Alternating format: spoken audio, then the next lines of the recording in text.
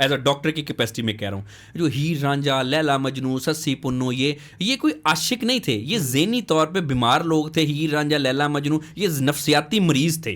ठीक है, ये मैं बिल्कुल आपको अपनी प्रोफेशनल कैपेसिटी में बता रहा हूँ। अच्छा, खुला के केसेस डिवोर्स से भी ज़्यादा है। ये हाँ, ये अभी पिछले कुछ रिसेंट महीनों में इसने भी बड़ा जन्म लिया। और उसमें फिर क्या होता है कि जो भी है रिश्ता अहम है, बिल्कुल निभाना है।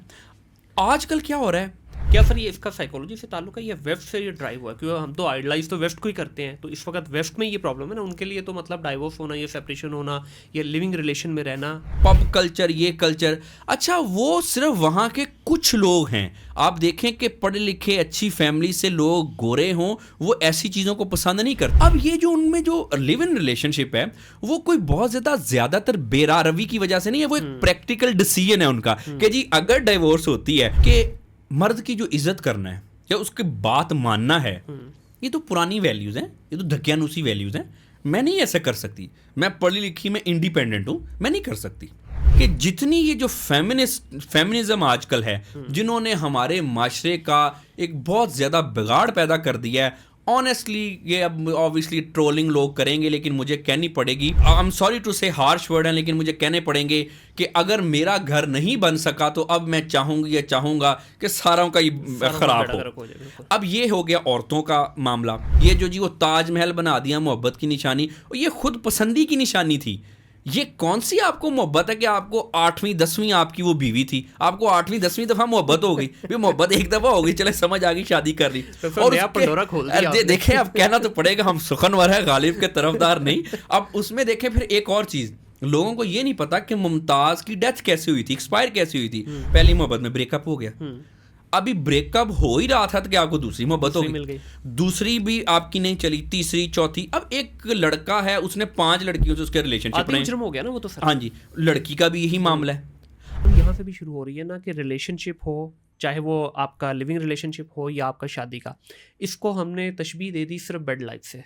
बिल्कुल ऐसा ही ठीक है, हमने ये जिम्मेदारियां जो उसके साथ एसोसिएटेड हैं, ये लव का एक जज्बा है, रोमांटिक लव एक जज्बा है, जैसे मेरा गुस्सा है, कॉन्फिडेंस है, गिल्ट है, या फिर और अच्छे नफरत का जज्बा है, और रहम का जज्बा है। लव भी एक जज्बा है। जो बच्चे की ट्रेनिंग के दौरान माँ को अगर डायपर पहनाना सिखाया जा रहा है तो बाप को भी सिखाया जा रहा है, माँ को अगर फीडर बनाना सिखाया जा रहा है तो बाप को भी सिखाया जा रहा है, तो इक्वली वो कर रहे हैं शेयर रिस्पॉन्सिबिलिटी। यहाँ हमारे यहाँ पर क्यों नहीं होता? देखिए यहाँ पे ना एक इशू ये है कि एक मैनहुड की डेफिनेशन गलत है, मर्दानगी की। यहाँ पे हमारे मर्द वो होता है जिसको बहुत गुस्से में रहता है। मगर डॉक्टर साहब आजकल ये चीज़ें चेंज हो गई है। आजकल मोबाइल देखा जाता है, गाड़ी की चाबी देखी जाती है।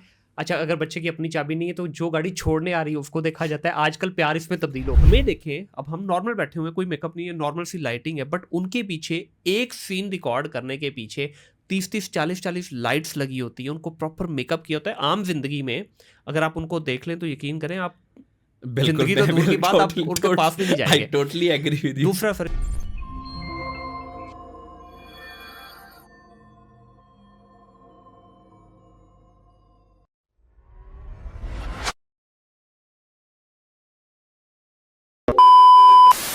अस्सलाम वालेकुम ख़वातीन व हज़रात, welcome back to another podcast of think digital. My name is Munir Ahmad. आज की इस नशिस्त के अंदर हम एक ऐसे टॉपिक पे बात करेंगे जिसमें पाकिस्तान में जब भी इस टॉपिक पे बात की जाती है तो सीधा यही कहा जाता है कि इन्हों पागलों के हॉस्पिटल ले जाओ।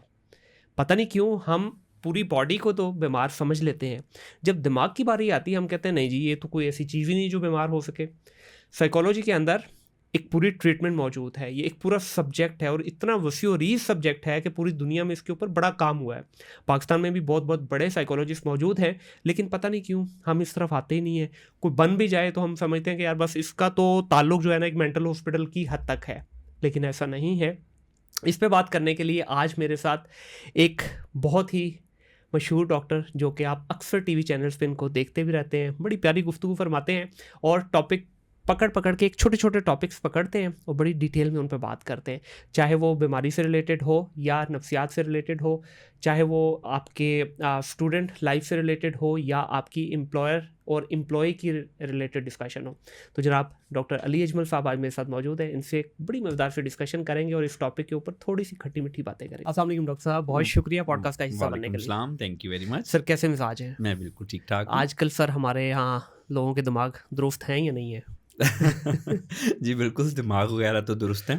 हम्म, कभी कभी ख्यालात दुरुस्त नहीं रहते। ठीक है। तो ज़्यादातर लोगों के दिमाग तो अल्हम्दुलिल्लाह ठीक ठाक ही हैं। सर लग नहीं रहा वैसे जिस तरह से हमारा इस वक्त ओवरऑल एक एज ए नेशन देखा जाए, जिस तरह से हमारी डायरेक्शन जा रही है, चाहे वो सियासी हो, मजहबी हो, हमारी एम्प्लॉयर की रिलेशनशिप हो, स्टूडेंट की हो, हर तरफ सर हमें गड़बड़ नज़र आ रही है। इसके पीछे क्या आप समझते हैं कि ये क्या एक साइकी का रोल है, या वैसे ही हम एज ए नेशन ही बर्बादी की तरफ है?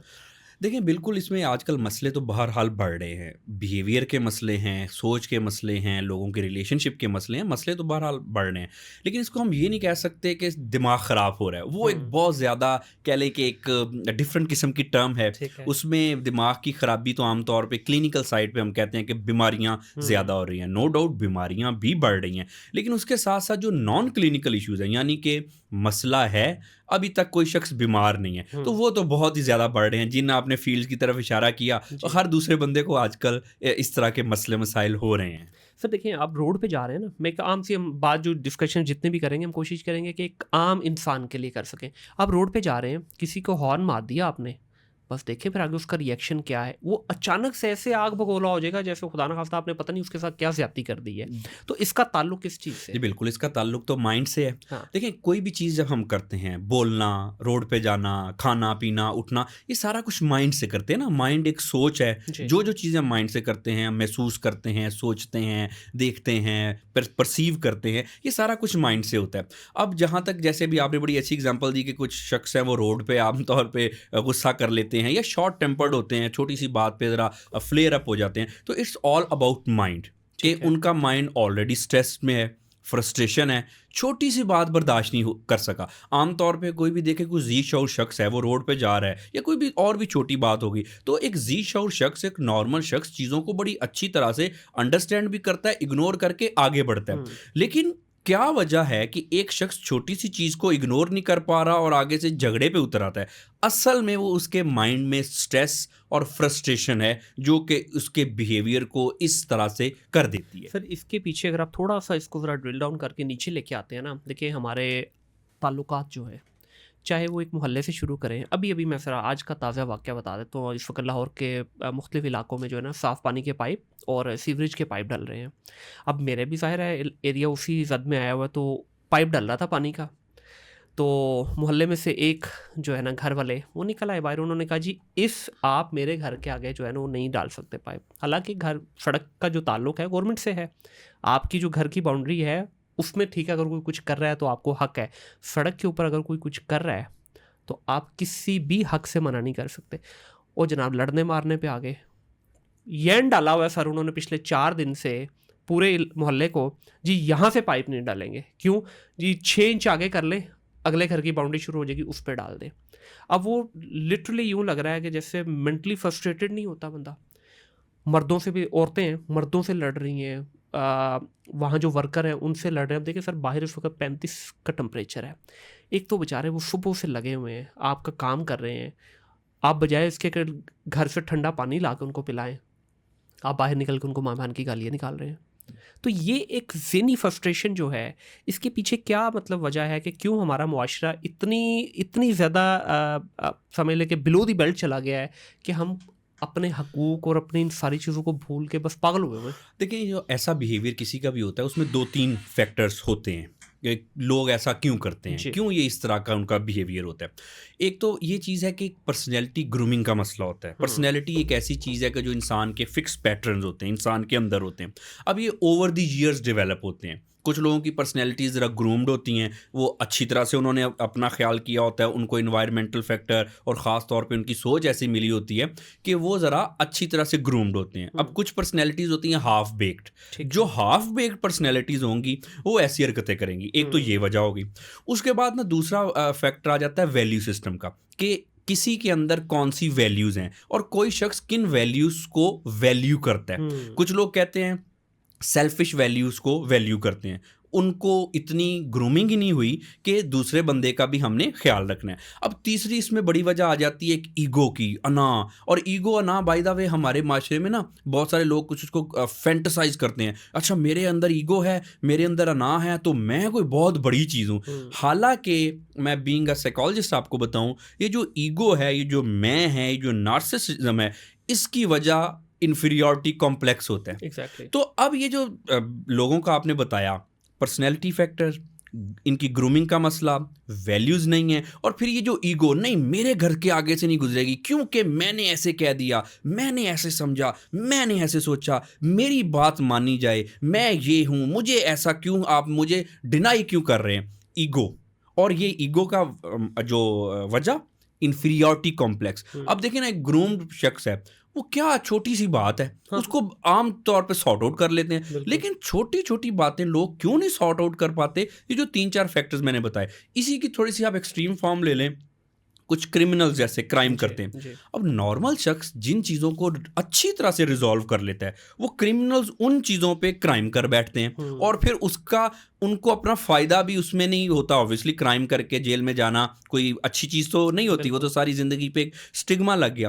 अब क्वेश्चन ये है कि एक इंसान छोटी सी चीज़ को इग्नोर करके आगे बढ़ता है, दूसरे शख्स को भी इतनी सेंस है कि मैं इसको इग्नोर करके आगे बढ़ सकता हूँ, लेकिन वो एक हद तक उसके कंट्रोल में नहीं है। कंट्रोल में क्यों नहीं है? कि दिमाग में फ्रस्ट्रेशन, ईगो, स्ट्रेस इतनी बड़ी हुई है कि इमोशनल रेगुलेशन ख़राब हो गई है, वो अपने इमोशन से नहीं लड़ पा रहा, नेगेटिव इमोशन उसमें ज़्यादा आ रहे हैं। एक नॉर्मल इंसान में पूरे दिन में मुख्तलिफ किस्म के इमोशंस होते हैं, उसमें से ज़्यादातर जो है वो पॉजिटिव होते हैं, लेकिन जैसे जैसे हम एबनॉर्मेलिटी की तरफ जाएंगे, गलत इमोशंस आते जाएंगे, पॉजिटिव इमोशंस नहीं होंगे। उसमें गुस्सा हो सकता है, हसद हो सकता है, बुग़्ज़ हो सकता है, किसी की लेग पुलिंग हो सकती है, किसी के बारे में बुरा चाहना हो सकता है। तो जैसे जैसे हम पर्सनैलिटी की ग्रूमिंग के लैडर पे नीचे आते जाएंगे, हमारे इमोशंस, जो नेगेटिव इमोशंस हैं, वो ज़्यादा होते जाएंगे। डॉक्टर साहब, इसका ताल्लुक कहीं ना कहीं कानून की थोड़ी सी नरमी भी है, क्योंकि ये देखें, अभी हम ऑफ कैमरा बात कर रहे थे दुबई की। सर, यहाँ से एक शख्स निकलता है, अपनी वही सारी रूटीन की जो उसकी हैबिट्स हैं उनको फॉलो करता हुआ जाता है। जैसे ही दुबई एयरपोर्ट पे लैंड करता है, वो बंदे का पुत्र बन जाता है। ठीक है, वापसी आता है दुबई से, जैसे ही वो लाहौर एयरपोर्ट से बाहर निकलता है, सबसे पहले वो हरकत करेगा, जेब से निकाल के सिगरेट अंदर ही, हॉल के अंदर ही लगाएगा। तो ये मेरा ख्याल है कि देखें, है तो इंसान ही, वही इंसान था जो यहाँ से गया, अपनी वही गलत हरकत को लेके वहाँ जाते ही, लैंड करते ही उसके 10 यार दोस्त भी उसको समझाएंगे, पुत्र दुबई आया हूँ, ध्यान करी जरा। बिल्कुल। लेकिन वापस आएगा तो वही इंसान बदल जाता है।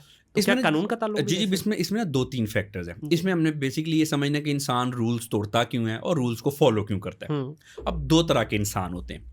एक तो कानून के डर से फॉलो करते हैं कि अगर मैंने ऐसे ना किया तो कानून मुझे सजा देगा। बिल्कुल। ये कोई खास इतनी बहुत ज़्यादा ग्रूम्ड पर्सनैलिटी नहीं होती कि जैसे नहीं मार के डर से इस बंदा सीधा हो जाता।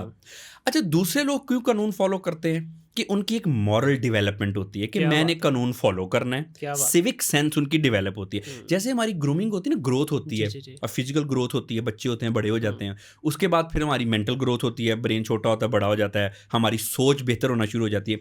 इसी तरह से हमारी मॉरल ग्रोथ और मॉरल डेवलपमेंट भी होती है कि हम इखलाकी तौर पे कहाँ पे खड़े हैं। कुछ लोगों की बाय द वे सारी उम्र नहीं हो पाती, जो हमने पहले वाली कैटेगरी बात की। दूसरी वाले में ये होता है कि वो लोग कानून को इसलिए फॉलो करते हैं क्योंकि उनकी ग्रूमिंग हुई होती है, मॉरल डेवलपमेंट अच्छी होती है, और उनको लगता है कि हमें फॉलो करना चाहिए किसी भी सजा या जजा के डर के बगैर। बिल्कुल सही। अच्छा, उसके बाद दूसरी बात ये हो जाती है, जैसे आपने ये बात की, यूए की बात की, अब इसमें ना एक सोशल प्रेशर होता है, वहाँ पे लोग सारे रूल फॉलो करते हैं।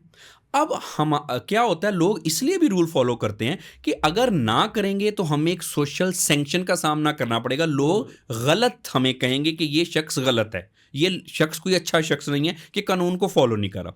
अनफॉर्चुनेटली यहाँ पे क्या हो रहा है, यहाँ पे कानून फॉलो करना तो दूर, कानून शिकनी को बाज़ औक़ात रोमांटिसाइज किया जाता है कि जी बहुत जी दलेर आदमी है, बहुत बहादुर आदमी है, देखो कानून फॉलो कर दिया, एक जो बैड बॉय कॉन्सेप्ट है।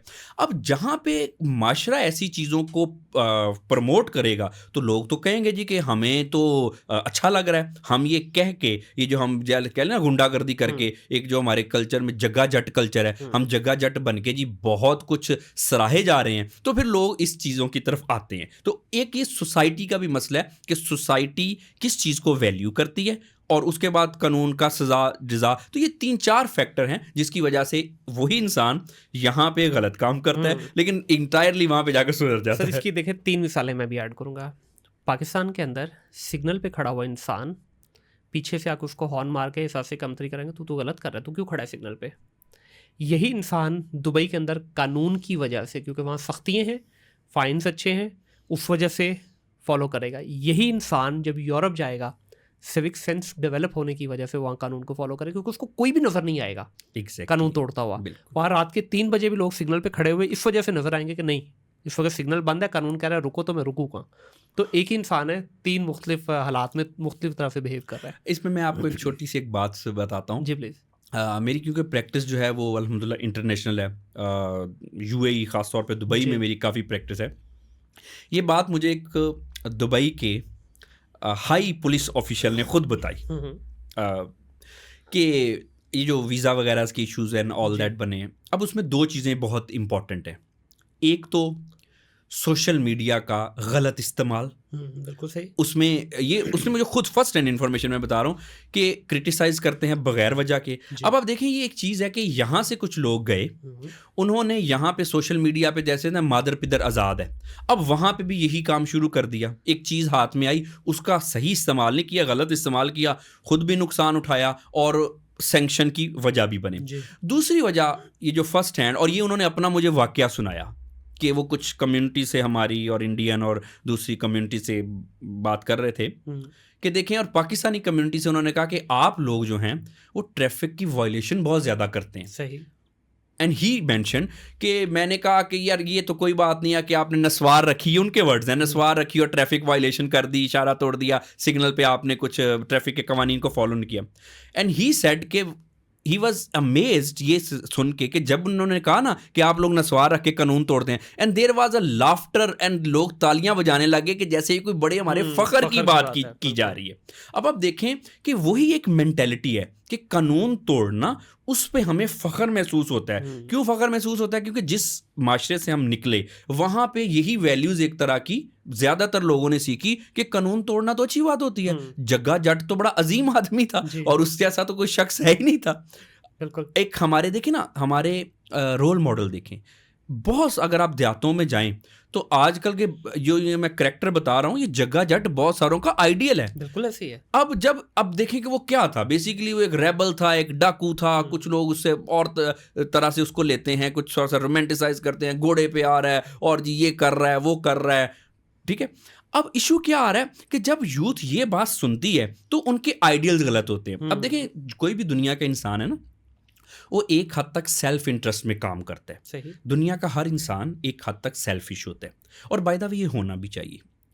सेल्फिशनेस गलत नहीं है। तरक्की करना, पैसे कमाना, आगे बढ़ना, अपने मफादात का ख्याल करना, ये गलत बात नहीं है। इंटेंट पॉजिटिव होना चाहिए, इंटेंशन पॉजिटिव होना चाहिए, और आप किसी की कॉस्ट पे अपने आप को आगे नहीं करें। देखिए, हमारे माशरे में ये भी बड़ी गलतफहमी है ना कि हमने कुछ वैल्यूज को इतना आइडियलाइज कर दिया है कि सेल्फिशनेस बुरी चीज़ है, पैसा कमाना बुरी चीज़ है, आगे बढ़ना बुरी चीज़ है। आप सब्र करें, अच्छी बात है, करना चाहिए। आप कंटेंट रहें, कंटेंटमेंट से काम करें, कनात पसंदी करें, ये सारी चीज़ें अच्छी हैं। लेकिन जहाँ पे हम ओवर आइडियलाइज हो गए, हमने बच्चों को ये सिखा दिया है कि सेल्फिश होना ये बुरी चीज़ें हैं। देखिए, ये बुरी चीज़ें नहीं हैं, ये मैं एक कंसेप्शन में क्लियर करता चलूँ। Let's be realistic. दुनिया के हर बंदे को एक हद तक सेल्फिश होना चाहिए, है भी। मुझे तरक्की करनी चाहिए, हर बंदे को तरक्की करनी चाहिए, बिजनेस करे, ग्रूम करे, ग्रो करे।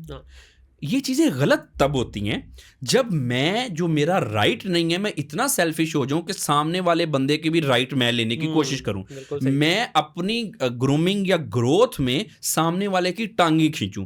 यहाँ पे सेल्फिशनेस गलत है। अदरवाइज हर इंसान को एक हद तक सेल्फिश होना चाहिए अपने मुफाद के लिए, ताकि वो एक उसकी एनर्जी हो। यहाँ पे क्या हमें सिखाया जाता है, जिसकी वजह से सारे मसले होते हैं, एक मुनाफकत का बाय द वे कल्चर है। बिल्कुल ऐसे। अंदर से मैं ये सोच रहा हूँ, लोग सोच रहे हैं कि मैंने जी ग्रो करना है, मैंने अपने इंटरेस्ट को प्रमोट करना है, मैंने आगे बढ़ना है, और इस साथ मुझे मेहनत भी करनी है, मैंने प्लानिंग भी करनी है, एक हद तक सेल्फिशनेस भी मेरे अंदर होनी है। अंदर से कर रहा है, लेकिन ऊपर से हमने लोगों को क्या सिखाया कि तबलीग ये करो कि ना ना ना कुछ नहीं है, आजिज़ी है, बिल्कुल सब खत्म, मिट्टी बन जाओ, मिट्टी हो जाओ, ऐसा कर लो, सेल्फिशनेस करो, सारा कुछ अपना कुर्बान कर दो। ये मुनाफिकत का कल्चर प्रमोट इन्हीं कर रहा है। लोगों को आप निजी महफिलों में बैठ के देखें तो आपको जो ना फिरौनियत नजर आएगी उन महफिलों के अंदर। ये वही लोग हैं जिनकी आप बात कर रहे हैं ना कि तबलीगें करते हुए नजर आएंगे आपको, कोई कहेगा जनाब ये कर लें, अच्छी अच्छी प्रैक्टिसेस कर लें, बट जब हम इनके साथ ही निजी महफिलों में देखते हैं तो फिर सर आपको चेहरा नजर आता है दूसरा। जी बिल्कुल ऐसा ही है। इंसान ने हर इंसान ने ना बाय द वे अपने ऊपर एक मास्क चढ़ाया होता है, बिल्कुल ऐसी है। और वो कोशिश ये करनी चाहिए कि इंसान को अपने अंदर के इंसान को ठीक करना चाहिए। अच्छा बाय द वे जो आपने बड़ी अच्छी तरह इशारा किया, एक बात मैं बताऊं, ये लोग ऐसा करते क्यों? अब इस पे भी बड़ी इंटरेस्टिंग बात है कि बाहर जी हम कुछ और हैं, अपनी निजी महफिलों में कुछ और हैं। ये क्या है, इतना तजाद क्यों है? हमें बाहर ये चीज़ सूट करती है, जिन लोगों की हम बात कर रहे हैं ये चीज़ सूट करती है, इसमें हमारा उनको फ़ायदा नज़र आता है। निजी महफिलों में उनको इस चीज़ में फ़ायदा नज़र आता है कि अब अपने असल रंग दिखाओ, उधर से भी फ़ायदा, इधर से भी फ़ायदा। लेकिन अगेन जैसे मैंने कहा कि आप अपने सेल्फ इंटरेस्ट को प्रमोट करें, ये इंसान को मैं इसके खिलाफ नहीं हूँ, हर एक इंसान को करना चाहिए। आप भी तरक्की करेंगे, आपका मुल्क भी तरक्की करेगा। लेकिन एक चीज़ देखें कि अपने फ़ायदे को हर इंसान को असल तरीके से पहचानना है। फॉर इंस्टेंस ये जो आपने बात की है कि डबल फेस लोग हैं, इनको लगता है कि ये करने में इनका फ़ायदा है, लेकिन बीइंग अ डॉक्टर मैं आपको बताऊं इसमें नुकसान है। कैसे? इसमें नुकसान इस तरह से है कि जब डबल फेस होंगे, मुनाफिकत आती है, उससे गिल्ट होती है, इंसान खुद ही अपने आप से लड़ता रहता है कि चाहे मैं अच्छा इंसान हूं कि बुरा इंसान हूं। सर लेकिन माजरत के साथ ये उस वक्त नहीं जन्म लेता जब गिल्ट मर जाता है अंदर से। गिल्ट होगा तो फिर तो शायद ना करें ना वो। जब गिल्ट ख़त्म हो गया आपका, आप करेंगे ये काम उस वक्त जब आपको लगेगा हाँ जी मैं ही मैं वहाँ, ठीक है, तो आपका ड्यूल फेस तो आएगा ही उस वक्त। आप लेकिन कह रहे हैं कि गिल्ट रहेगा अंदर। हाँ जी, गिल्ट जो होता है ना जी, वो तो इंसान को हर हाल में रहता ही रहता है। अब ये जो इनको हम कहते हैं ना कि गिल्ट नहीं है, गिल्ट एक इमोशन है ना, जी, जी, वो तो ऐसे उभरता रहता है। हाँ। उसको जीरो नहीं किया जा सकता। ये लोग पता क्या करते हैं, इनका गिल्ट आता है, लेकिन इन्होंने गिल्ट को इस तरह से मारा होता है, यानी कि ज़मीर की आवाज़ को इस तरह से दबा दिया होता है, उस पर भी एक लेयर है कि उसको हमने समझना ही नहीं है चीज़ को। अब वो लेयर क्या है? वो लेयर है इमोशनल डिस्टर्बेंस की। जैसे आपने कहा ना कि इसमें इनका फ़ायदा कैसे नहीं, नुकसान कैसे। डुअल फेस वाले इंसान अपने आप से लड़ते रहते हैं, बाहर एक चीज़, अंदर दूसरी चीज़। अब उससे क्या होता है कि सबसे ज़्यादा लोग यही बीमार होते हैं। मैं आपको एक प्रोफेशनल कैपेसिटी में बता रहा हूँ। फिर आते हैं डॉक्टर साहब ये हाल हो गया, वो हो गया, पैसा कमा लिया, नाम नहीं मैं ले सकता, कॉन्फिडेंशियलिटी होती है, लेकिन मेरे पास इस मुल्क के और ऑल ओवर दी वर्ल्ड ताकतवर तरीन, अमीर तरीन, जिनके पास फेम है, पैसे हैं, पार हैं, वो लोग आते हैं। अब देखने वालों को तो ये होगा कि इनको क्या ज़िंदगी में मसले हैं, इतने पैसा भी है, इतनी फेम भी है, पार भी है, ये तो एक आइडियल लाइफ गुजारे हैं। अब ये डबल फेस की वजह से इमोशनल डिसरेगुलेशन हो जाती है, और ये इनके अपने नुकसान में होती है। देखिए इंसान है ना, उसने अपने माइंड को ठीक रखना है, माइंड से सारा कुछ करना है। अब माइंड ठीक कैसे रहता है, ये लोगों को नहीं इस चीज़ के बारे में। एक सवाल पूछ लेता हूँ, उसी से फिर आपका इसका जवाब भी लिंक हो जाएगा। क्या दिमाग जो है, हमारा माइंड जो है, ये बीमार होता है वैसे? क्योंकि आम हमारी ज़ुबान में तो ये कहा जाता है ये कहाँ से बीमार होता है? देखिए इसमें हमारे जिस्म में मुख्तलिफ किस्म की बीमारियाँ होती हैं। जिस्म तो बीमार होता है, इस पर तो किसी को कोई शक नहीं है। दिमाग की तकरीबन 150 के करीब बीमारियाँ हैं। 150 बीमारियाँ? 150 बीमारियाँ। और ये जो 150 है, ये जेनेरिक नेम है, ठीक है। इसके आगे टाइप्स अगर करते जाएं 150 की, तो तकरीबन 500-550 के करीब बीमारियां बन जाती। अगर इसको कोई वेरीफाई करना चाहे तो एक DSM है, diagnostic statistical manual of mental disorder, वो इतना उसका वॉल्यूम है, वो सिर्फ वॉल्यूम में बीमारियां ही हैं, हज़ारों सफ़े पे वो मुहित, और उसमें सिर्फ दिमाग की बीमारियां ही हैं। आमतौर पे हमने कुछ 1-2 सुनी होती हैं, आजकल कुछ सोशल मीडिया की वजह से 2-4 लोगों ने सुनी है। डिप्रेशन है, एंग्जाइटी है, थोड़ी स्ट्रेस है, और आजकल बच्चों में ऑटिज़म वगैरह के मसले हैं, बिहेवियर के मसले हैं, फिर कंडक्ट वगैरह के इश्यूज जो हैं आमतौर पे पाए जाते हैं। ये तो 4-5-6 बीमारियाँ। अगर आपको मैं बीमारियां गिनवाना शुरू करूं तो लोग रिलेट कर सकते हैं कि हाँ ये भी होता है। फॉर इंस्टेंस कुछ आपने लोग देखे होंगे, वो बार बार लॉक चेक करते रहते हैं, ताले चेक करते रहते हैं। कुछ लोग जो हैं वो बार बार सफाई करते रहते हैं। ये OCD का मसला हम इसको कहते हैं। अब ये आमतौर पे लोगों ने OCD ऑब्सेसिव कंपल्सिव डिसऑर्डर तो नहीं सुना होता, लेकिन ये बिहेवियर जरूर देखा होता है। अब वो बिहेवियर जो है उनको लगता नहीं है कि ये जहनी बीमारी है, हालांकि ये एक जहनी व नफ्सियाती मर्ज है। ठीक है। उसके अलावा फिर आप देखें कि कुछ हमारे बुजुर्ग बूढ़े हजरात जो हैं वो हर वक्त कुछ गालियां वालियां निकालते अच्छा रहते हैं सर, लोगों को। इससे पीछे आप जाएं, अगर जो आपने पहले किया, एक इस पे ये भी तो होता है ना, सुपरस्टिशियस टाइप का भी उनका एक माइंड चलता है, वो उनका कहीं ना कहीं चल रहा होता है, यार पता नहीं लॉ किया था, तो उनका कहीं ना कहीं दिमाग वो दूसरी साइड पे भी तो चल रहा होता है ना, रूहानी साइड वाली पे भी, उस पे भी मैंने देखा है। उस पे जो आमतौर पे, ये आपने बड़ा रेलिवेंट पॉइंट उठाया, आमतौर पे कुछ लोगों को ना दौरे पड़ते हैं। हाँ। ये तो सबको पता है। अब वो जो दौरे पड़ते हैं वो भी एक जहनी मर्ज में ही होता है। ओके। अब लोगों को आमतौर पे उसका नाम नहीं पता होता। स्किज़ोफ्रीनिया वगैरह में ऐसे मसले होते हैं। ठीक है। उसके अलावा फिर कुछ लोगों को अगर मैं इजहार तफन्नुन बताऊं तो उनके ऊपर ना परियां आशिक होती हैं। ये होती है परियां आशिक बकौल उनके तो होती हैं। ठीक है। आमतौर पे हमने सुना नहीं होता कि बचपन में मैं खुशबू लगा के वो दरख्त के नीचे से गुजरा था। हाँ। मैं बहुत खूबसूरत होता था। हाँ। तो मेरे पे परियां आशिक हो गई। औरतों पे कोई भूत प्रेत आशिक हो जाते हैं। कोई उनसे चुड़ैलें जेलस होना शुरू हो जाती हैं। और बाय द वे ऐसे लोगों से ना अक्सर कभी आप मजाक में पूछे ना कि आपको कौन कहता है आप बड़े खूबसूरत थे या हैं, तो वो कहते हैं जी मेरी माँ कहती हैं। हाँ। तो सिर्फ माँ के अलावा उनको कोई और नहीं खूबसूरत कहता। लेकिन एक वहम है ना कि मैं जी परियां आशिक होगी मेरे, मुझे फलां चीज़ें नजर आती हैं, दौरे पड़ रहे हैं, कानों में आवाज़ें आती हैं। ये स्किज़ोफ्रीनिया की सिम्टम्स हैं, बीमारी स्किज़ोफ्रीनिया। उसमें हम कुछ चीज़ें होती हैं, उसको हम कहते हैं, एक सिम्टम है हेलुसिनेशंस। ठीक है। अब हेलुसिनेशंस क्या होता है? ऐसी चीज़ों का नजर आना, सुनाई देना जो कि चीज़ें एग्जिस्ट उस वक्त नहीं कर रही। तो इल्यूजन जो किया जाता है वो मैजिक में, उसका भी इसी से ताल्लुक है? नहीं, इल्यूजन तो है ना, वो तो आंखों का धोखा है ना। कि मिसाल के वो तो आमतौर पे हर इंसान को ही होता है। अगर आप छत पे खड़े हो जाएं और दूर देखें तो एक जगह पे आपको आसमान और जमीन मिलते हुए दिखाई देते हैं। इल्यूजन हम इसको कहते हैं, वो दुनिया के सारे लोगों को ही होता है, वो एक नॉर्मल चीज़ है। अगर आप ट्रेन की पटरी पे खड़े हो जाएं और आखिर में देखें जहाँ तक हद नजर है तो रेल की दोनों पटरियां मिलती हुई दिखाई देती हैं, वो हर एक को ही दिखती हैं। ये एक नजरों का इसको धोखा कह लें। वो जो आपने मैजिक वगैरह वाली बात की, ये जो मैजिशियन वगैरह करते हैं, स्टेज परफॉर्म वगैरह, ये और चीज़ है। ठीक है। हेलुसिनेशन में ये होता है कि किसी के ब्रेन के केमिकल डिस्टर्ब होते हैं। जैसे हमारी बॉडी में है ना, फर्ज करें आपको, अगर आसानी से बात करें ऑडियंस के समझने के लिए, इंसुलिन अगर किसी का डिस्टर्ब है, ऑब्वियसली डायबिटीज हो जाएगी जी। अब अगर किसी को इंसुलिन डिस्टर्ब है, उसको डायबिटीज होगी, साथ वाले बंदे को जो बैठा है साथ, उसका इंसुलिन ठीक है, उसको कोई डायबिटीज नहीं है। तो डायबिटीज का होना इंसुलिन पे डिपेंड किया। ठीक है।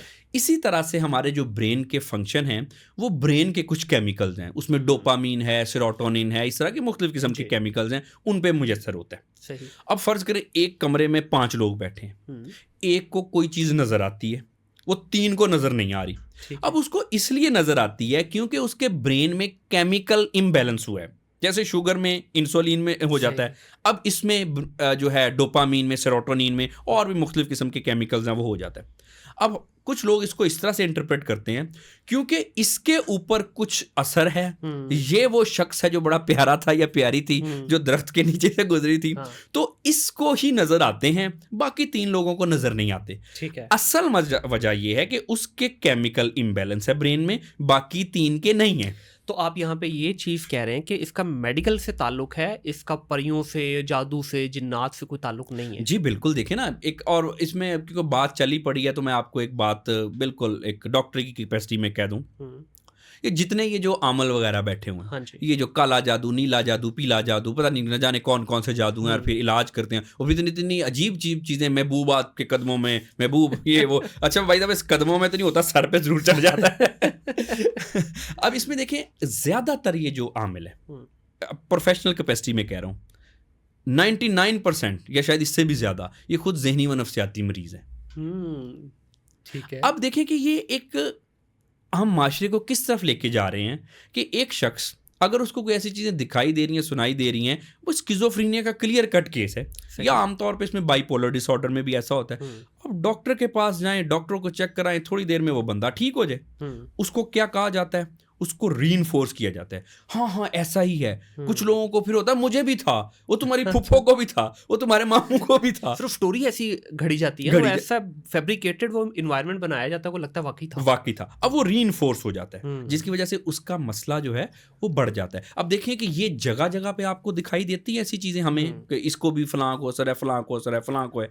अब ये सारी नफ्सियाती बीमारी है, स्किज़ोफ्रेनिया, बाइपोलर, साइकोसिस, ये इसके टिपिकल सिम्टम्स हैं। उसके अलावा आप देखें फिर कुछ लोग ऐसे होते हैं छोटी छोटी बात पे परेशान रहते हैं, बेचैन रहते हैं, ओवर थिंकिंग करते रहते हैं, ऐसा ना हो जाए, वैसा ना हो जाए, ये ना हो जाए, वो ना हो जाए, ये एंग्जाइटी डिसऑर्डर में होता है। ये भी एक नफ्सियाती मर्ज है। आपने बाबों की गालियों की बात की, वो बीच में रह गई थी कि बाबे अक्सर गालियां देते हैं, ऐसे ही शुगर। बिल्कुल। अच्छा, वो देखें, वो जो है वो एक फ्रस्ट्रेशन की एक अलामत है। आमतौर पे ना इंसान जो है, इसको हम कहते हैं हेल्दी प्रोसेस ऑफ एजिंग। ठीक है। जैसे जैसे हम बड़े होते हैं हमारे अंदर कुछ तब्दीलियां आती है, बच्चा और होता है, जवान होके, और इसी तरह से ओल्ड है। अगर तो हमारी ठीक तरह से एजिंग हो रही है, लाइफ के हम अच्छी तरह से टैकल कर रहे हैं, तो जो शख्स बूढ़ा होके उसमें थोड़ी नरमी आएगी, मुस्कुराहट आएगी, थोड़ा ठहराव आएगा और मेच्योरिटी आएगी। क्या बात है। लेकिन अगर कोई शख्स बूढ़ा होके गालियां निकाल रहा है, चिड़चिड़ा है, लोगों के लिए कोई बाइस से रहमत नहीं है बल्कि जहमत बना हुआ है, घर में बाय द वे लड़ाइयाँ डलवा रहा है यंग कपल्स में, जानबूझ के उनके काम में टांगे अड़ा रहा है, तो फिर ये हम कहते हैं कि हेल्दी एजिंग नहीं हुई। अच्छा। इनकी ग्रूमिंग ठीक तरह से नहीं हुई जो कि उस एज तक पहुंचते पहुंचते हो जानी चाहिए थी। अब जहां तक गालियां देने की बात है, तो कुछ लोग तो हर टाइम हर वक्त गालियां देते रहते हैं। अगर कम कम दे रहे हैं तो फ्रस्ट्रेशन है, अगर ज्यादा कर रहे हैं तो इसमें फिर अगेन ये स्किज़ोफ्रेनिया की एक टाइप है, उसमें इमोशनल डिसरेगुलेशन होती है और हर वक्त ऐसी चीजें। और बाद औक़ात कुछ हमने ये देखा होता है, ये भी एक बड़ा मैं समझता हूँ माशरे की मिथ है, बस्ट होनी चाहिए, आपके पॉडकास्ट को ये सेरा जाना चाहिए कि जितने यहाँ पे ये मलंग टाइप फिर रहे हैं, ये भी एक बीमारी है, इसको हम कहते हैं मेंटल रिटार्डेशन। ठीक है। अच्छा, अब उनको हमने मतलब कि पहुंची हुई चीजें बना दिया सर। लेकिन यहाँ पे ये है, ये बीमारी है क्योंकि इसके पीछे तो एक बहुत बड़ा माफिया है ना। अब जिस तरह हमें एक वो टर्म यूज होती है डोले शाह की चुई। जी जी बिल्कुल। अब वो आपको सिग्नल्स पे नजर आती है, मांगने वाले आपको सिग्नल्स पे नजर आते हैं, इनके पीछे तो एक पूरा माफिया है। एक अच्छे खासे इंसान की प्रॉपर एक ट्रेनिंग की जाती है उसको उस रूप में ढालने के लिए। तो ये क्या बीमारी है या रूप ढाला हुआ है? देखिए, बेसिकली जहां तक ये जो आपने बात की ना, ये डोले शाह के जो चूहे हैं, ये तो इनकी ब्रेन फंक्शनिंग डिस्टर्ब है, क्योंकि ये तो जानबूझ के की जाती है। आपने देखा इनके सर छोटे हैं। जी। उसकी वजह ये कि इनको लोहे का वो जो कैप बना दी जाती है, जिसकी वजह से उनका ब्रेन ग्रो ही नहीं कर पाता। तो ये तो न्यूरोलॉजिकल डिसऑर्डर है इनका। तो अब ऑब्वियसली चाहे ये माफिया ही इनको कर रहा है, लेकिन एक चीज ये तो है ना जी कि इनका बीमार तो हो गए, चाहे वो कड़े की वजह से हुए, किसी वजह से भी हो गए। अब दूसरा जो ना मांगने वाले, ये एक डिफरेंट केस सिनेरियो में ये है कि जो मलंग जो कि आमतौर पे जिनका हुलिया बिगड़ा हुआ है, कोई मुंह से राले टपक रही हैं, गंदे कपड़े हैं, ये मेंटल रिटार्डेशन के केस हैं। लेकिन उसमें भी डॉक्टर साहब, अगर आपको कभी इस चीज़ को मुशाहिदा करें गौर से, उनको भी जो उनके मतलब की बात है ना सर, हल्का सा भी आगे पीछे नहीं फिरेगा वो बंदा, उस पे वो पक्के गुरों का है।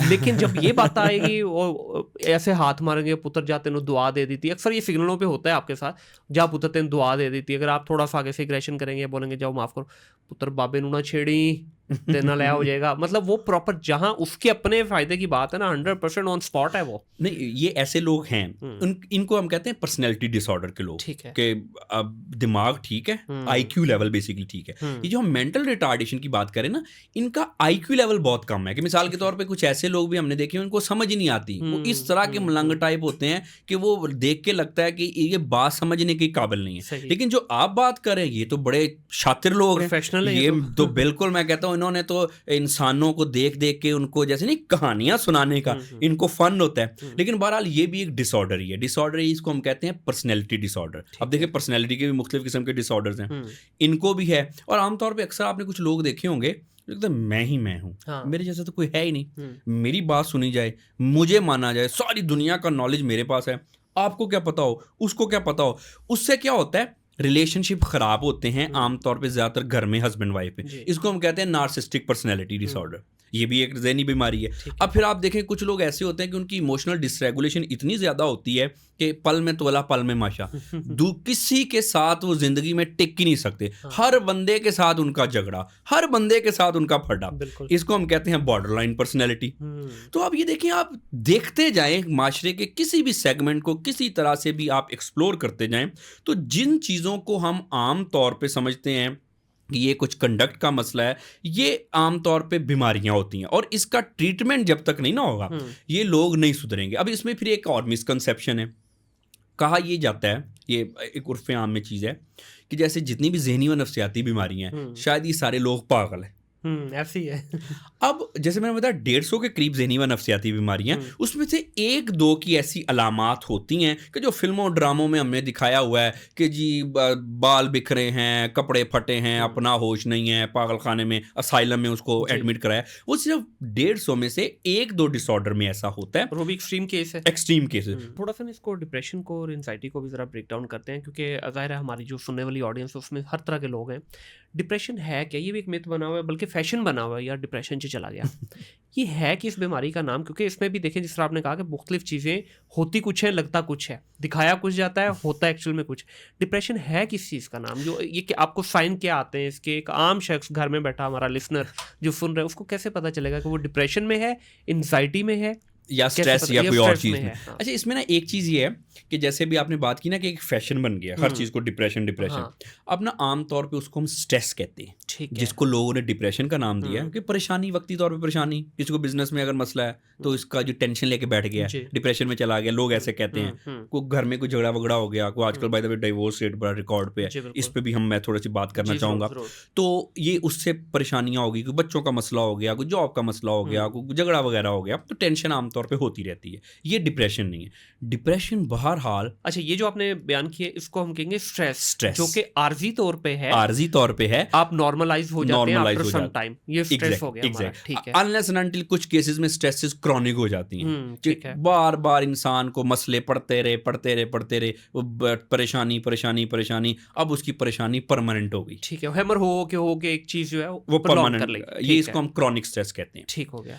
अब यहाँ तक बात है एंग्जाइटी की और डिप्रेशन की, खासतौर पर डिप्रेशन की। डिप्रेशन इतनी आम मसला नहीं है जितना कहा जाता है। वो स्ट्रेस को डिप्रेशन से कंफ्यूज किया जाता है। डिप्रेशन में ये होता है इंसान का कोई काम करने को दिल नहीं चाहता, ओके, हर वक्त सोया थका, ठीक है, 10 घंटे 12 घंटे सो के भी उठा फिर भी थका है, जिंदगी में मायूसी है, एनर्जी लो है, पेसिमिस्टिक अप्रोच है कि होना ही गलत है, हर बंदा मेरे खिलाफ ही है, जिस काम में हाथ डाल तो नुकसान ही हो जाता है, मैं कुछ करने के काबिल ही नहीं हूँ। तो ये इस तरह की, इसको हम डिप्रेशन को डिप्रेस से निकला है कि एक्टिविटी कम होती है, ठीक है, उस कंडीशन को हम डिप्रेशन कहते हैं। अच्छा, बाय द वे ये भी चीज़ है कि ऐसी कंडीशन 2-4-5 दिन के लिए कुछ लोगों को हो जाती है, उसको डिप्रेशन नहीं कहेंगे, क्योंकि जब भी इंसान कोई परेशान होता है, अलामात आना तो नॉर्मल है, लेकिन ये अलामात वक्त के साथ ख़त्म हो जाती हैं, उसको हम डिप्रेशन नहीं कहेंगे। डिप्रेशन हम तब कहेंगे जब ये अलामात ज़रूरत से ज़्यादा लंबे अरसे के लिए प्रोलॉन्ग करें और ये इतनी ज़्यादा हो जाए कि ये अब आपको अपनी नॉर्मल लाइफ गुजारने ना दें।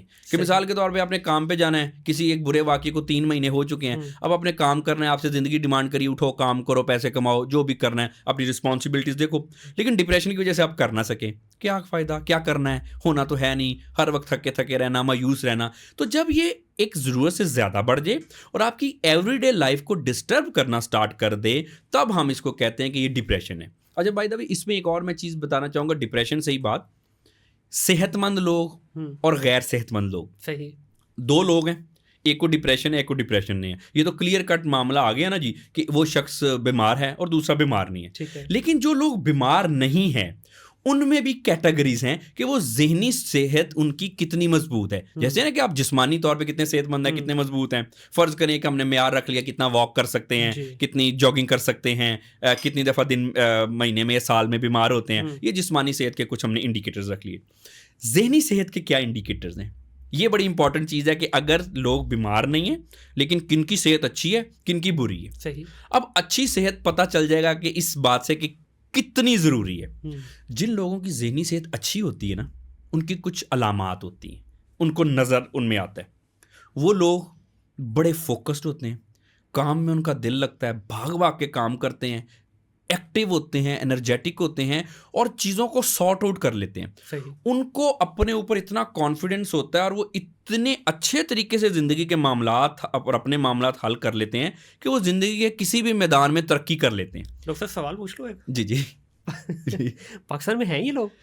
मैं तो आपने जब डिप्रेशन की मुझे डेफिनेशन बताई ना, तो मेरे अंदर से अजीब सी एक हंसी निकली कि यार ये तो हर बंदे 80-53 करोड़ अवामी बीमार हो गए। ठीक है, जिससे पूछ लो, मुझे ये लगता है नाशुक्री का आलम जो है वो इतना बढ़ चुका है। एक बंदे का अच्छा खासा कारोबार चल रहा है, कसमें मर गए, यकीन करो रोटी दे पैसे नहीं है, ठीक है। उसके ऊपर अगर लाइबिलिटीज़ हैं, खुद अपना पूरी दुनिया घूम रहा है, जो उसकी लाइबिलिटी है उस लाइबिलिटी के लिए आप उसको फ़ोन करो, यकीन करें भजन हालात बड़े माड़े हैं, ठीक है। बस ये देखें, बस ये आपका आ रहा है मामला, तो इसको उससे किस तरह से तशबीह देंगे? क्या ये लोगों की आदत की वजह से? देखिए जो डेफिनेशन आपने बताई ना, जो एक्चुअल डेफिनेशन है उसके मुताबिक तो मुझे लग रहा है कि पाकिस्तान पूरे का पूरा डिप्रेशन में देखिए ये इसमें हम कह सकते हैं कि एक ना ओवरऑल मॉरल करेक्टर की कमी है कि एक सब कुछ है लेकिन जी थोड़ा सा उधार वापस नहीं कर रहे। हाँ बिल्कुल, ये वैल्यूज का फुकदान है। डिप्रेशन में तो और थोड़ा सा दूसरी तरफ चला गया ना, वो तो एक सेहत का मसला बन गया। ये तो सेहत भी ठीक है, भाग रहा है, काम कर रहा है, सारी चीजें ठीक है, लेकिन क्या कि दूसरों का ख्याल नहीं कर रहा, जो अभी हमने स्टार्ट में बात की थी। तो बहरहाल अच्छा, इससे फिर क्या होता है, इसी से जहनी सेहत कमजोर होती है इंसान की। जैसे मैंने बताया कि जो जहनी तौर पर सेहतमंद लोग होते हैं ना, देखिए एक चीज़ है, एक शख्स है बिजनेस कर रहा है, उसने फर्ज करें स्टार्ट किया, उसने बिजनेस किया।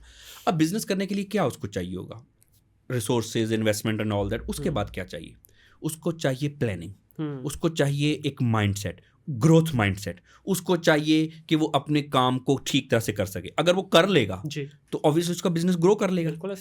अब ये कौन से लोग हैं जो स्टार्ट से शुरू करके बहुत आगे तक चले जाते हैं? ज़हनी तौर पे वो लोग सेहतमंद लोग हैं, क्योंकि प्लान करते हैं, एग्जीक्यूट करते हैं, प्रोक्रेस्टिनेशन नहीं करते। बिल्कुल जैसे कि हिट्स द बुल आई, बिल्कुल जाके वो मछली की आंख पे तीर मारते हैं, क्योंकि वो फंक्शनली एक्टिव हैं, फोकस्ड हैं। ये है ज़हनी सेहत की निशानी। अब जैसे जैसे आप नीचे आते जाएं, कुछ लोग ऐसे ओवर थिंकिंग का शिकार होते हैं। डिप्रेशन नहीं है, स्ट्रेस नहीं, एंग्जाइटी नहीं है, बीमार नहीं है, ऐसे ही ज़्यादा सोचेंगे, लोगों से मिलने जुलने का उनको सलीका नहीं है, सही, अपने ज़ात से बाहर ही नहीं आ सकते, अपने इमोशनली तौर पे डिस्टर्ब हैं, अपना जो है वो 10 रुपए का नुकसान नहीं करना, सामने वाले का 10 लाख का कर देना। लेकिन इससे फिर होता क्या है, ये सेल्फिशनेस तो है, लेकिन मार्केट में लोगों में उनकी वैल्यू खराब हो जाती है, लोग अवॉइड करना शुरू कर देते हैं, जिससे अल्टीमेटली रिलेशनशिप में भी नुकसान होता है, बिजनेस में भी नुकसान होता है। तो ये देखिए जो जहनी सेहत है वो इंसान को कदम कदम पे इंसान की जिंदगी को बेहतर बनाना है या कम उसने करना है, बनाना है या बिगाड़ना है। जहनी सेहत कदम कदम पे इंसान का साथ देती है। आजकल ऐसे मैंने कहा था डाइवोर्स रेट बहुत ज्यादा हो रहा है। पहले सर एंजाइटी बता दीजिए। अच्छा, एंजाइटी में ना आमतौर पर ये भी बहुत सारे लोगों को है, ये डिप्रेशन से भी ज्यादा, सबसे ज्यादा जो आजकल मसले लोगों को है वो एंजाइटी के। अच्छा, एंजाइटी में क्या होता है जी, बगैर वजह की परेशानी, बेचैनी, खौफ, डर, अंदेशे।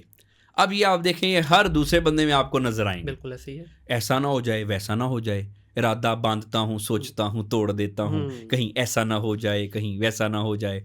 और उसके अलावा एक और शायर कहता है कि था जिंदगी में ही मरण का खटका लगा हुआ, उड़ने से पहले ही रंग मेरा जर्द था। क्या बात। तो ये जो हम सोचते हैं ऐसा ना हो जाए, वैसा ना हो जाए, बेचैनी, डर, खौफ, बगैर वजह के छोटी छोटी बातों को माइंड पे सवार कर लेना, सोचते जाना, उसने मुझे ये कहा था, क्यों कहा था, इसका मतलब ये तो नहीं था, कहीं मैं तो बुरा नहीं हूँ, कहीं मैं तो नहीं खराब लग रहा था, मैं ठीक लग रहा हूँ। ये जो ऐसी हल्की हल्की चीज़ें हैं, छोटी छोटी, खौफ, डर, बेचैनी, वहम, ये इसको हम कहते हैं ओवरऑल एंग्जाइटी। सर इसकी एक मिसाल दूँ जी, बड़ी प्यारी मज़ेदार, आपको अच्छी लगेगी। सर इस वक्त हर दूसरा बंदा, मुझे तो जोश मिल रहा है ना पिछले 1 हफ्ते से, बंदा जिसका बिजनेस से ताल्लुक है वो एक ही मिसाल दे रहा है, यार गोल्ड का रेट इतना बढ़ गया है, गोल्ड इतना नीचे चला गया, गोल्ड इतना ऊपर चला गया। हालांकि कोई दूर दूर से ताल्लुक नहीं है गोल्ड से उस बंदे का या उस रिसोर्स का, लेकिन परेशान बैठा है। ओ भाई तुम्हारा क्या ताल्लुक, तुम कोई और बिजनेस कर रहे हो, गोल्ड कभी तुमने आज तक ना ट्रेड किया है, ना रखा है, ना कोई, परेशान है लेकिन ठीक है। बिल्कुल, ये आपने बड़ी अच्छी एग्जांपल दी। देखिए इसमें ना बहुत सारे लोगों को आपने बिल्कुल एग्जैक्टली अच्छा पोर्ट्रे किया। ऐसा ही मसला है कि जो काम हमसे रेलिवेंट नहीं है, हम उसके बारे में परेशान हो रहे हैं बगैर वजह के। हालांकि असूली तौर पे तो ये है ना कि अगर आप उसको अपना फ़ायदा देखें तो जो काम आप कर रहे हैं, कर सकते हैं, उसमें फोकस करें। बगैर वजह की किसी दूसरी चीज़ में बगैर वजह की परेशानी, ये अच्छी चीज़ नहीं है। वो एक बड़ा एक ज़ाहिर तफन्नुन नहीं कह रहा हूँ कि वो एक किसी गाँव में था ना एक वो मिरासी तो वो अपने फादर से पूछता है जी कि अगर जी अब्बा जी कोई चौधरी जो है हमारे गाँव का वो मर जाए तो कौन चौधरी बनेगा? वो कहता बेटा कोई गाँव से बन जाएगा। कहते अच्छा जी वो भी मर जाए तो फिर कौन बनेगा? वो कहता जी कोई और बन जाएगा। वो करते करते करते जब वो तंग आ गया तो उसने कहा है। हाँ जी, उसने कहा जी बात ये है कि अगर सारा गांव भी मर जाए तो तो नहीं बेटा ना तुमने बनना ना मैंने बनना है, तो जो हमारा काम है उस पर हमें फोकस वही करना करो। चाहिए। तो लोग जो है ना, इनको ये चाहिए कि बेसिकली ना अपने आप पे फोकस करें, इधर उधर नहीं देखना चाहिए। बिल्कुल और सही। बाय द वे किसी के आजकल ये भी एक बड़ा मसला है, हमें अपना आप नजर नहीं आ रहा, अपनी ग्रूमिंग नहीं करनी, लोगों में नुक्ताचीनी, वो क्या कर रहा है, ये क्या कर रहा है। देखिए वो अच्छा कर रहा है, बुरा कर रहा है, उसका सजा जजा उसके साथ, उसका फायदा नुकसान उसको मुबारक। बिल्कुल सही। आप अपने आप पे फोकस करें और अपने आप को इंप्रूव करें जिससे आपका फायदा है। लेकिन अच्छा ये भी एक जहनी तौर पे कम सेहतमंद होने की निशानी है, बिल्कुल सही। क्योंकि फोकस नहीं है ना, मैं बिल्कुल सही। बिल्कुल दिमाग कभी इधर चला गया कभी उधर चला गया, फारग, वो क्या कर रहा है, वो क्या कर रहा है, वो क्या कर रहा है। ठीक है डॉक्टर साहब, ये जो तीनों बीमारियां हैं, जी जी, ठीक है, इनका ताल्लुक क्या आजकल हमारा आपस में मेल जोल का कम होना है, कि हम सिर्फ सोशल मीडिया की हद तक ही एक दूसरे के रिश्तेदार भी रह गए हैं, सोशल मीडिया की हद तक ही एक दूसरे के यार दोस्त भी रह गए हैं। एक्चुअल जो ताल्लुकात थे, जो मेल जोल था, जो पुराने वक्तों में हम कोई भी गमी और खुशी में इकट्ठे होते थे, दुख सुख एक दूसरे से बांटते थे, आज शादी ब्याह में भी हम इकट्ठे होते हैं, उधर से जनाजा पढ़ के आएंगे और उधर साथ ही जो है बदखोइयाँ कर रहे होंगे, उधर ही किसी ना किसी की टांग खींच रहे होंगे। शादी पे आएंगे तो इन्हें तो खाना सही नहीं बनाया, मतलब उसमें भी अगला अपनी ज़िंदगी की जमा पूंजी लगा देगा, हमने उसमें भी नुक्स निकालने हैं। लेकिन पहले क्या होता था, एक दूसरे का सहारा बनते थे। अच्छा जी शादी घर में चलें जी, जो करीबी लोग हैं पहले जाके हेल्प करते थे, हाथ बटाते थे, सब कुछ होता था। कोई खुदा न खास्ता किसी की सेहत का मसला हो गया, जाके सारे मिलते थे। क्या इसका ताल्लुक इससे है जो आज हमारा मॉडर्निज्म चल रहा है, जो मॉडर्न ईरा चल रहा है, इसकी वजह से ये बीमारियां जन्म ले रही हैं जी ज़्यादा? जी बिल्कुल ज़्यादा हो रही हैं इसकी वजह से। एक सोशल सपोर्ट जो है, फैमिली सपोर्ट, जी। ये तो ऑब्वियसली बहुत इंपॉर्टेंट होती है। अब जो आपने बताया कि जैसे रिलेशनशिप हमारे सतही हो गए हैं, जी। इससे इंसान ना, आज का इंसान अकेला हो गया। हम्म। लोनलीनेस जो है ना, वो बहुत सारे मसलों को इनवाइट करती है। और आज का इंसान जितना तन्हा है ना, दुनिया में कभी कभी आज नहीं से था। पहले इंसान इतना तन्हा नहीं था। बिल्कुल ऐसे। सारे लोगों में हम कनेक्टेड हैं, सोशल मीडिया पे पल पल की खबर है। पहले तो होता था अगर कोई आउट ऑफ कंट्री है तो फ़ोन होते थे, कभी आना पता नहीं चलना। फ़ोन से पहले इंसान की और सोर्स से रिसोर्सेज जी। कम थे कम्युनिकेशन के। आजकल तो पल पल की इंसान कनेक्ट रह सकता है, लेकिन फिर भी क्या हो रहा है कि आज का इंसान सबसे ज़्यादा तन्हा हो तन्हा गया। है। तन्हाई जो है ये बहुत सारे मसलों को इनवाइट करती है।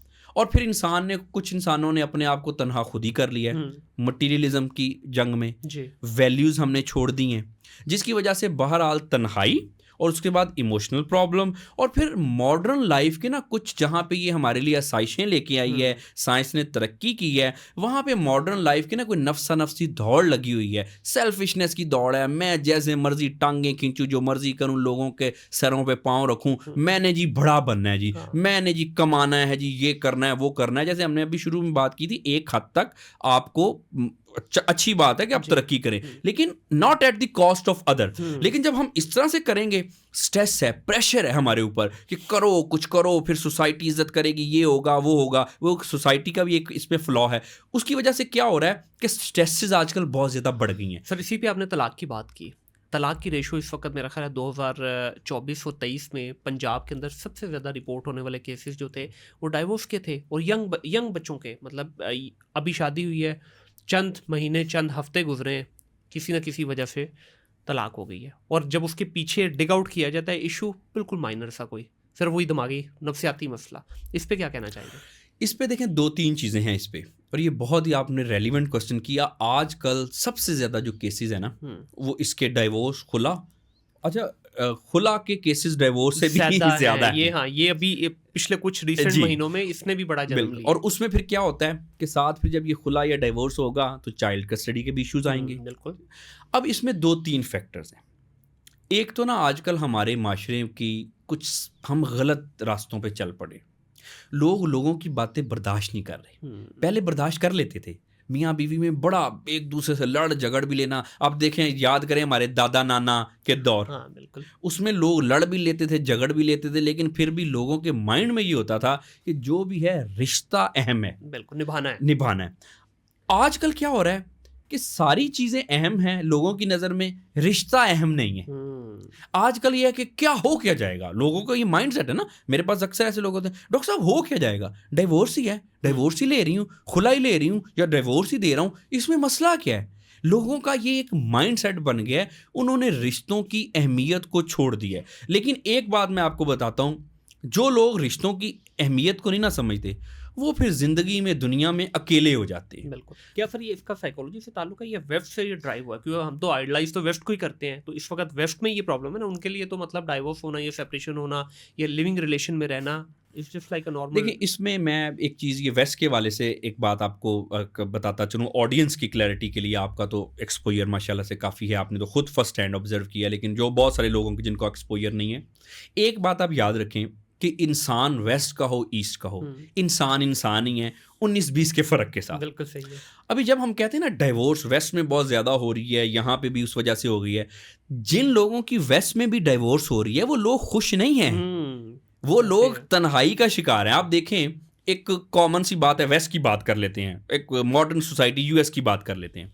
शादी हुई, बच्चे हुए, उसके बाद डाइवोर्स हो गई। अब मदर के पास बच्चे हैं या फादर के पास हैं।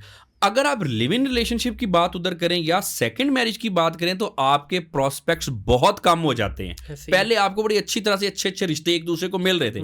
अब जी सिंगल मदर सिंगल फादर के पास वेस्ट में भी लोग इनको भी एक अवॉइड करना चाहते हैं कि जी सिंगल मदर सिंगल फादर्स को वो एक रेड फ्लैग के तौर पे देखते हैं। रिलेशनशिप फिर वैसे नहीं बनते। मैंने देखा है कि जो लोग अपने आप में बहुत हाई फाई होते थे अपने माइंड में डाइवोर्स से पहले, उसके बाद वही लड़का वही लड़की ऐसे ऐसे लोगों को शादी के लिए रिश्ते के लिए कंसीडर कर रहे हैं जिनको शायद वो सिंगल होते हुए जैसे कहते हैं ना भाव ही नहीं देते थे, और उनके माँ बाप भी भाव नहीं देते थे। तो आप देखें कि क्या किया, सिर्फ एक डाइवोर्स ही ली और जिंदगी कहाँ से कहाँ पे आ गई। बिल्कुल। अब दूसरी बात यह है कि जैसे वेस्ट की हमें कुछ मॉडर्न वैल्यूज की बात हमें नजर आती है। मेरी सारी दुनिया में प्रैक्टिस है और मैं लोगों के अंदर तक, क्योंकि ऑब्वियसली डॉक्टर से तो खुल के बात करते हैं। देखिए, वेस्ट में भी लोगों के जो मॉरल्स हैं ना, जिन लोगों के हैं वैल्यूज बड़ी इंटैक्ट है। ये जो हमें नजर आते हैं ना पब कल्चर, ये कल्चर, अच्छा वो सिर्फ वहाँ के कुछ लोग हैं। आप देखें कि पढ़े लिखे अच्छी फैमिली से लोग गोरे हों, वो ऐसी चीज़ों को पसंद नहीं करते। अच्छा, जो करते भी है ना वो भी वीक में बस एक दफ़ा या कुछ अगर थोड़ा ज़रा कोई लिमिटेशन, हाँ, लिमिटेशन फैमिली के साथ हमारे यहाँ या तो क्या पूरा वीक ही तफरी चल रही है exactly. ना, काम करना ही नहीं है। वो 5 दिन 6 दिन टका के काम करते हैं, फिर 2 दिन अगर वो पार्टी 1 दिन पार्टी करते हैं तो करते हैं। लेकिन हमने क्या किया, हम समझ रहे हैं कि वो 24 घंटे पार्टी करते रहते हैं। अच्छा, इसमें एक और चीज़ है, एक और मैं बताना चाहता हूँ कि पाकिस्तान में हमारे नौजवानों को ये जो वेस्ट के थोड़ा सा हो रहे हैं, ग्लैमराइज हो रहे हैं।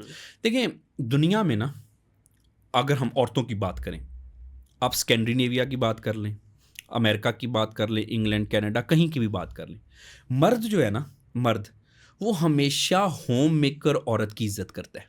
ये जो हमने मॉडर्न आजकल बने हुए हैं ना कि जी मैं तो जी फेमिनिस्ट हूँ, मैं तो ये हूँ जी, मैं तो जी इंडिपेंडेंट आज़ाद ख्याल, अमेरिका का गोरा वो प्रेफर करेगा ऐसी औरत को जो होम मेकर होगी, जो कर्टियस होगी, जो कर्टेल होगी, अपने आप को बचा बचा के चलती होगी, ना कि जिसने अपने आप को बड़ा सो कॉल्ड इंडिपेंडेंट और ये सेकेंडरी नेविया के मर्द की भी यही एक मेंटेलिटी है।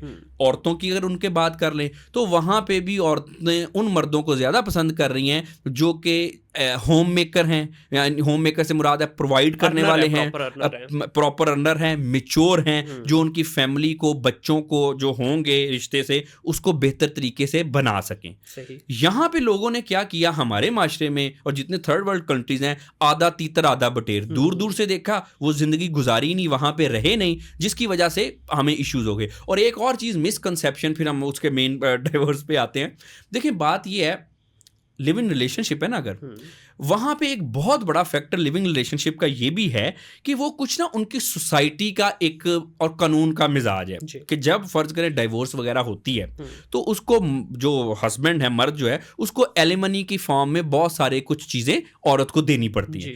अब ये जो उनमें जो लिव इन रिलेशनशिप है वो कोई बहुत ज़्यादातर बेरारवी की वजह से नहीं है, वो एक प्रैक्टिकल डिसीजन है उनका कि जी अगर डाइवोर्स होती है तो मेरी तो जिंदगी का सारे जो पूंजी है आधी जी औरत को चली जाएगी। तो उन्होंने अपने लिविंग रिलेशनशिप, शादी के इंस्टीट्यूशन के अलावा जो लिविंग रिलेशनशिप रखा है वो एक गार्ड के तौर पे ज्यादा रखा है कि उसके बाद जो इश्यूज होंगे जब हमें ब्रेकअप वगैरह होगा। यहां पे हमने क्या किया, हमने समझा जी ये आजादी की निशानी है, ये जी बेरारवी लोगों ने इस वजह से प्रमोट की कि वहां पे ऐसे हो रहा है, यहां पे प्रमोट हो रही है। लेकिन हम चीजों को नहीं समझते कि वहां के तकाजे कुछ और हैं। अब जो हमारी बात थी कि ये डाइवोर्स वगैरह की, देखें एक शख्स है वो दूसरे बंदे की बात ही नहीं बर्दाश्त करता। बिल्कुल, बिल्कुल फटने के दहाने पे है वो। हम्म, छोटी सी बात हस्बैंड ने कह दी तो क्या हो गया, जहां पे लोग बर्दाश्त कर जाते जी, थे जी। वाइफ नहीं बर्दाश्त करी, हम्म, वाइफ ने थोड़ी सी बात कर दी, हस्बैंड बर्दाश्त नहीं करा। तो ये ना, ये थोड़े से कुछ इश्यूज हैं कि हम अदम बर्दाश्त का शिकार हैं, जिसकी वजह से वीक नर्व्स है ना पहले ही जी, हमारी, जी। अदम बर्दाश्त है, एक दूसरे की बात बर्दाश्त नहीं कर रहे, जिसकी वजह से छोटी छोटी चीजें बहुत बड़ी हो बड़ी जाती हो है। जाती है। उसमें फिर ये बात खुला डाइवोर्स तक पहुंच जाती है। एक तो इसकी ये वजह है। उसके बाद फिर ना कुछ दूसरा वैल्यूज का मसला भी बन गया। जॉइंट फैमिली सिस्टम एक बहुत इसमें है। औरत ने, ये मर्द पे भी बात करते हैं, दोनों का कसूर है बाय द जी, जी, वे। बिल्कुल ऐसे ही पहले है। मैं हाँ। औरत की बात करना चाहता हूँ। जी, जी। औरत ने ये समझा इस रिलेशनशिप में आजकल कि मर्द की जो इज्जत करना है या उसकी बात मानना है, हम्म, ये तो पुरानी वैल्यूज हैं, ये तो धकियानुसी वैल्यूज हैं। मैं नहीं ऐसा कर सकती, मैं पढ़ी लिखी, मैं इंडिपेंडेंट हूं, मैं नहीं कर सकती। यहां से ही बिगाड़ शुरू होता है। देखिए, एक अंडरस्टूड सी बात है, मैं ये प्रमोट नहीं कर रहा कि मर्दों को औरतों को डांटना चाहिए, मैं नहीं कर रहा। अच्छा सलूक तो हर एक को करना बिल्कुल चाहिए, ऐसे ही। लेकिन फर्ज करें ये डांट दिया, हम इसको कहते हैं, फॉर गॉड सेक आप इस चीज को देखें।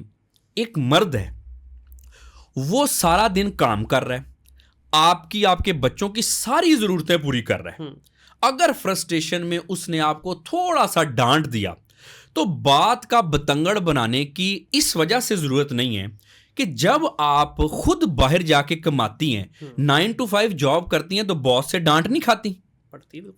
पड़ती है। वहां पे डांट खाना वो आपकी इज्जत की निशानी है, वो आपका स्टेटस है, वो आपकी इंडिपेंडेंस है।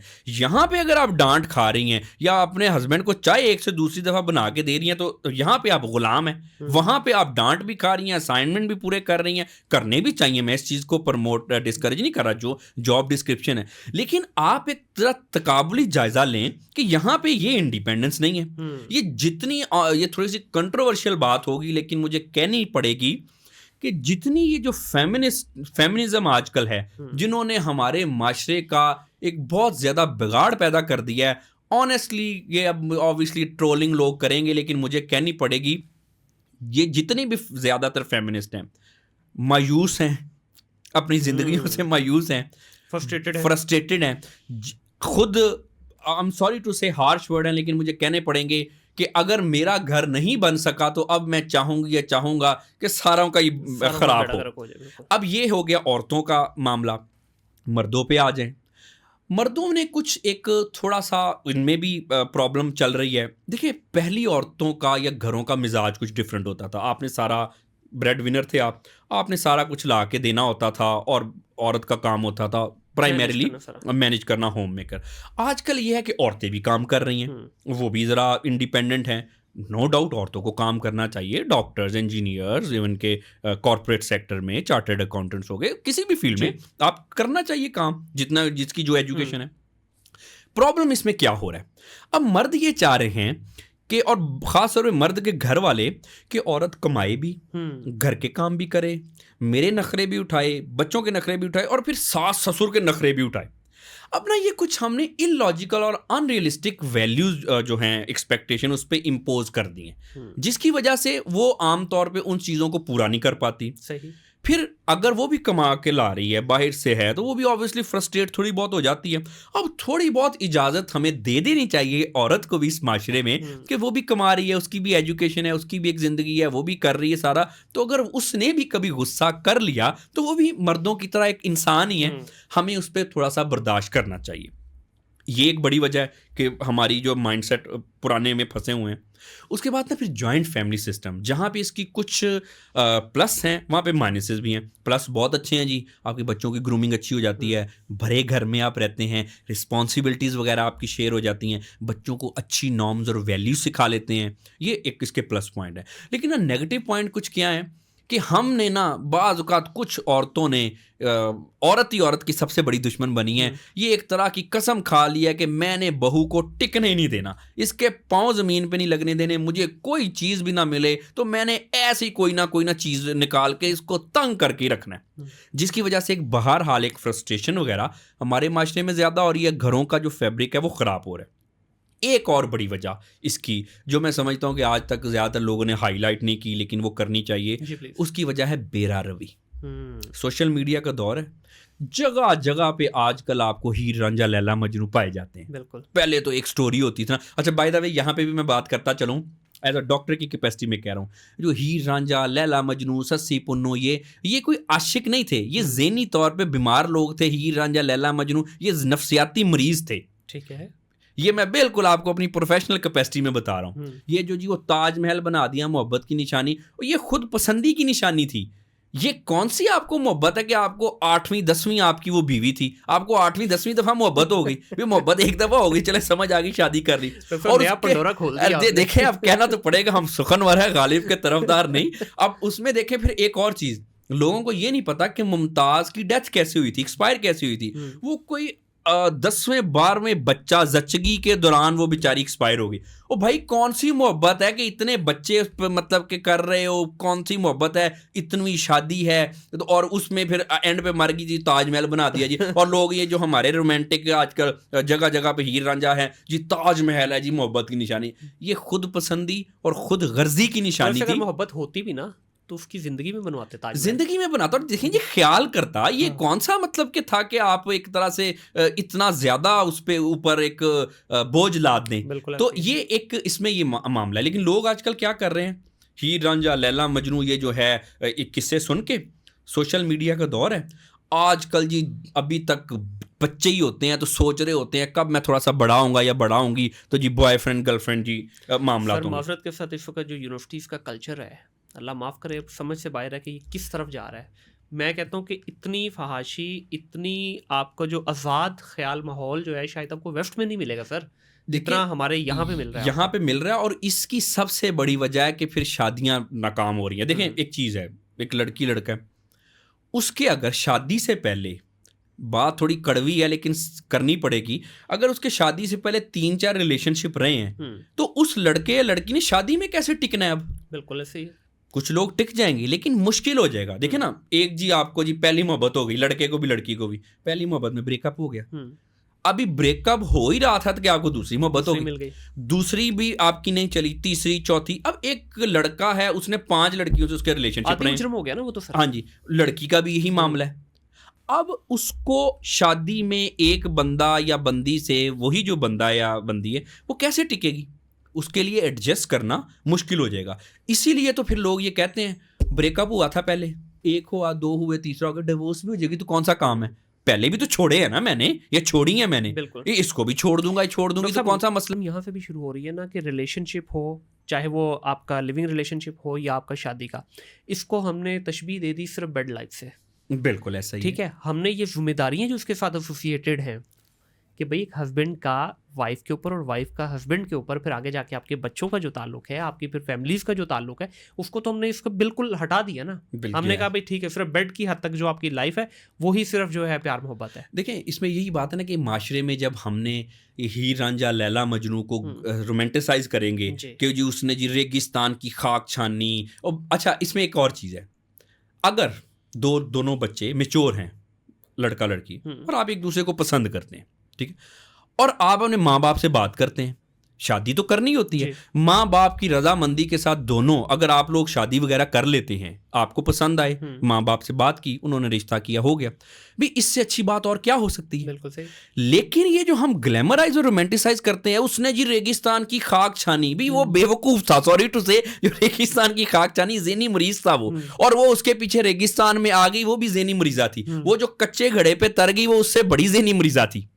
और वो उस दौर में हुआ है, आज वो दौर उस दौर में नहीं, आजकल के दौर में भी ऐसे लोग करें ना कि कच्चे पे घड़े पे तो नहीं तर रहे, लेकिन ऐसी ऐसी अजीबो गरीब हरकतें कर रहे हैं कि जिससे देख के लगता है कि अपनी जिंदगियों के खुद दुश्मन बने हुए हैं। ऐसा नहीं करना चाहिए। अगर लव की हमने ना अपने बच्चों को डेफिनेशन चेंज करनी, लव क्या होता है, लव केयर होती है, एहसास होता है, ये जिम्मेदारी होती है, एक सेल्फलेसनेस होती है कि अगर, और लव हर रिश्ते में होता है, ये जरूरी नहीं कि रोमांटिक लव ही हो, अब दोस्त भी हो सकते हैं, लड़का लड़का दोस्त, जैसे आमतौर पे दोस्तियां होती हैं, माँ बाप से प्यार, रिश्तेदारों से प्यार, हमसायों से प्यार, जितना जितना ये लव का एक जज्बा है, रोमांटिक लव एक जज्बा है, जैसे मेरा गुस्सा है, कॉन्फिडेंस है, गिल्ट है, या फिर और अच्छे नफरत का जज्बा है, और रहम का जज्बा है, लव भी एक जज्बा है। लेकिन इसको जी हमने दुनिया जहान का बड़ा जज्बा बनाया हुआ है। अगर ये जज्बा है आपका, जिसके साथ जितना है आप उतनी केयर करें, उसकी रिस्पॉन्सिबिलिटी आपको होनी चाहिए, आप मेच्योरली बिहेव करें, ये नहीं हमने करना। और एक मिसाल दूं, सॉरी आपकी बात जी, काट रहा please। हूं। हम किसी भी शादी पे जाते हैं, लेट्स से आपके 2 या 3 बच्चे हैं, शादी पे गए, उधरों रोटी खुली, इधरों तुसी अपने बच्चों ਨੂੰ ਕਿਹਾ ਪੁੱਤ ਮਾਂ ਕੋਲ चला जा, ठीक है। बिल्कुल ऐसे ही। आपने पेल के रोटी वहाँ पे खाई, आपने नहीं देखना कि भाई आपकी बीवी को वहाँ कुछ मिला है या नहीं मिला। वो 3 बच्चों को या 2 बच्चों को या 4 बच्चे जितने भी हैं उनको भी खिला रही है, खुद भी देख रही है, उसने सारा अपना वायरस कैरी भी किया हुआ है। ये फिर कहाँ गया? ये कौन सा लव है? ये कौन सा एहसास है? ठीक है, आप घर जाते हैं, ठीक है, सारा दिन देखिए हमने बात तो कर ली कि जी ठीक है अगर औरत भी कमा रही है, जब हम घर जाते हैं सर सारा दिन, देखिए हमारी ड्यूटी, हम मर्दों की, ये बुरी लगेगी हमारे कुछ दोस्तों को, हम मर्दों की क्या ड्यूटी है? आए अपना प्रोफेशनल काम 8-10 घंटे किए, घर चले गए, उसके बाद जाकर रिलैक्स हम फिर। औरत जो है वो किसी भी कैपेसिटी में, चाहे वो बहन की कैपेसिटी में है, बेटी की कैपेसिटी में है, माँ की कैपेसिटी में है या बीवी की कैपेसिटी में, सर क्या आप इससे एग्री करेंगे कि 24/7 उनकी ड्यूटी है, खासतौर पे माँ की? बिल्कुल जी, 24/7 ड्यूटी है। और उसके बाद फिर आप देखेंगे जिन दिनों में सबको छुट्टियां होती हैं उनका काम डबल हो जाता है। डबल हो त्योहारों जाता पे आप देख लें, सर हम वेस्ट को तो कहते हैं ना, वेस्ट के मर्द को तुन के रखा हुआ है उसके वहाँ के बिल्कुल लॉ ऐसे ने। ही, ऐसे। वहाँ वो कहते हैं कि भाईजान आपका बच्चा हुआ है, ठीक है, वो छुट्टियां देते हैं, मर्द को भी मिलती है 3 महीने की या 6 महीने की छुट्टी मिलती है, औरत को भी मिलती है। जो बच्चे की ट्रेनिंग के दौरान माँ को अगर डायपर पहनाना सिखाया जा रहा है तो बाप को भी सिखाया जा रहा है, माँ को अगर फीडर बनाना सिखाया जा रहा है तो बाप को भी सिखाया जा रहा है, बिल्कुल तो ऐसे। इक्वली वो कर रहे हैं शेयर बिल्कुल रिस्पॉन्सिबिलिटी। ऐसे ही। यहाँ हमारे यहाँ फिर क्यों नहीं होता? देखिए यहाँ पे ना एक इशू ये है कि एक मैनहुड की डेफिनेशन गलत है, मर्दानगी की। यहाँ पे हमारे मर्द वो होता है जिसको बड़ा गुस्से में रहता है, हर वक्त अकड़ में रहता है और वो किसी को कुछ समझता नहीं है। आमतौर पे ना हमने मर्दानगी को इस चीज़ों के साथ एसोसिएट कर दिया। हालांकि असल जो मर्द है, जो मर्दानगी है, वो एक हद तक सॉफ्टनेस में है कि आप अपने बच्चों से प्यार करते हैं, आप अपनी बीवी से, अपने रिश्तेदारों का एहसास करते हैं। जैसे ये फीडर बना के देना, ये एक आप रिस्पॉन्सिबिलिटी शेयर करते हैं। लेकिन आमतौर पर होता ये है, घर में जी बहुत बड़ा मर्द है जी, मर्दानगी है जी, ओ मैं आ गया घर में तो अब मेरी वाइफ की जुर्रत नहीं है, ये नहीं है। बाहर वही मर्द जो है वो ऐसे करके खड़ा होता है। तो आप देखें कि ये बाहर कहाँ पे जाती है मर्दानगी। वो एक बड़ा एक है ना कि वो किसी ने पूछा कि हाँ भी बीवी की पिटाई क्यों की, उसने कहा जी मेरा ब्लड प्रेशर हाई हो गया था इसलिए पिटाई कर दी। तो वो पूछने वाले ने पूछा भाई बाहर पहलवान को देख के तो तुम्हारा कभी ब्लड प्रेशर नहीं हाई हुआ। तो ये बहरहाल ना एक मर्दानगी की हमने एक डेफिनेशन ही एक हद तक गलत कर दी है, जिसकी वजह से बहरहाल औरतें जो है मजलूम तो है। अब आप देखें कि इसमें एक ये चीज़ है कि इसमें एक और फिर बड़ा एक ना हमारे लोगों की शॉर्ट साइटेडनेस है। क्या होता है कि जब हम किसी को पसंद करते हैं ना, ये मैं सारे बच्चों को, नौजवानों को कहना चाहता हूँ, अभी टाइम है, बात को सुन लो और समझ जाओ। आमतौर पे 20 साल के हैं, प्यार हो गया, लव मोहब्बत इश्क लैला मजनू वाला। अब क्या हुआ, किसी वजह से हुआ, होता है ना कि मैं इसको क्यों पसंद करता हूँ, लड़की को या लड़की लड़के को क्यों पसंद करती है। आमतौर पे इस एज में होता है लुक जी, बड़ा अट्रैक्टिव है या प्रिटी है जी, बड़ा जी डेडिकेटेड है, बड़ा कमिटेड है, मुझे इसमें अपना फ्यूचर नजर आ रहा है ना, ऑल दैट। ये इन चीज़ों पे डॉक्टर साहब आजकल ये चीज़ें चेंज हो गई है। आजकल मोबाइल देखा जाता है, गाड़ी की चाबी देखी जाती है। अच्छा अगर बच्चे की अपनी चाबी नहीं है तो जो गाड़ी छोड़ने आ रही है उसको देखा जाता है। आजकल प्यार इसमें तब्दील हो गया है। इसको हम ये कर लेते हैं कि चलें वो फ्यूचर की सिक्योरिटी ना, कि जी अगर वो इसको पॉजिटिव साइड पे ले जाते हैं कि जी लड़का जो है वो स्टेबल हो तो फिर मेरा फ्यूचर सिक्योर है। चलिए इसको इस तरह से कर लेते हैं, जरा थोड़ा सा उनको भी लेवरेज दे देते हैं। एनीवेज, अब ये जब आपने डिसाइड किया तो ये आपने किया 20 साल की बुनियाद पे कि 20 साल में आपकी डिमांड्स लड़के के लड़की से और लड़की की लड़के से कुछ और थी। उन डिमांड्स पे आपको लव हो गया। लेकिन माँ बाप कहते हैं कि नहीं हमें ये रिश्ता पसंद नहीं है, बच्चे जो हैं अड़ जाते हैं। अब ऐसी सिचुएशन में मैं सबको ये बच्चों को कहना चाहता हूँ, माँ बाप की बात को माना करो। उसकी वजह क्या है? क्योंकि जब आप में 30 साल का होना है ना, लड़के ने भी लड़की ने भी, आपने अपने पार्टनर से कोई और चीज डिमांड करनी है जो 20 में आपने देखी नहीं थी। 40 में आपको आपके पार्टनर से कोई और चीज चाहिए। 30 में आपको चाहिए, लड़के को चाहिए लड़की होम मेकर हो, ख्याल करने वाली हो, अगर बच्चे हो गए हैं तो बच्चों की अच्छी माँ हो। लड़की को चाहिए एक जिम्मेदार इंसान, अच्छा बच्चों का बाप, मेच्योर अप्रोच के साथ। 30 साल में ये चाहिए। जब 20 साल में पसंद किया था तो अब ये चीजें नहीं सोची थी। ये जो खूबसूरती ज़ाहिरी जो खूबसूरती नजर आ रही है तो खत्म होनी है। 40 में आपको कुछ और चीजें डिमांड करते हैं। माँ बाप जो है आपके वो 30 से भी गुजरे हैं, वो 40 से भी गुजरे हैं, उन्होंने दुनिया देखी है, उनको पता है कि आगे क्या मामला होने हैं। और ये जो बच्चे नहीं समझते, आप देखें कि डाइवोर्स और खुला की बात करें ना, ज्यादातर शादियां जो नाकाम हो रही हैं वो लव मैरिजेस हो रही हैं। बिल्कुल ऐसे ही है। हमने समझा कि लव की है जी, कर लेंगे लव के सारे जी, जिंदगी गुजर जाएगी, आधी रोटी तुम खाओगे आधी मैं खाऊंगी। लेकिन ये सारी किताबी बातें होती हैं। जैसे ही लड़की शादी करके दरवाजे से अंदर आई, अगले दिन लव खिड़की से बाहर चला गया, और उसके बाद वही मसले। तो ये ना 2 3 4 फैक्टर्स जो हमने डिस्कस किए, और ये जो आखिरी फैक्टर तो इन डिटेल कर लिया, इसका ये मैं चाहता था कि हमारे बच्चों को भी पता चले कि ये जो क्या मसले मसाइल हैं, ये सारी चीज़ों ने फैमिली सिस्टम ख़राब किया, डाइवोर्स हुई। अच्छा एक बात आप याद रखिए, एक दफ़ा डाइवोर्स हो गया, खुला हो गया, अब ना लड़के की वो लाइफ है ना लड़की की वो लाइफ है। जिनकी डाइवोर्सेस अभी तक नहीं हुई, जो सोच रहे हैं, जिनके घर ख़राब हो रहे हैं, या जो खुला लेने का सोच रहे हैं, take it from me, personal capacity में एक दफ़ा आपने ये काम कर लिया, नो मैटर आप कितने सक्सेसफुल हैं, नो मैटर आप ज़िंदगी में कहाँ तक पहुँचे हैं, आपका पोटेंशियल कितना है, एक दफ़ा आपने ये काम कर लिया, ज़िंदगी की वो क्वालिटी दोबारा नहीं आएगी। ये पॉसिबल ही नहीं है कि आप एक दफ़ा अलहदगी कर लें, आपके पार्टनर के प्रॉस्पेक्ट्स वही रहें, जिसको मेट सिलेक्शन कहते हैं, रिश्ते आपको वैसे ही रहें। और ख़वातीन को बात मैं बिल्कुल कहना चाहता हूँ, देखें झूठी हमदर्दी वालों के पीछे ना जाएं।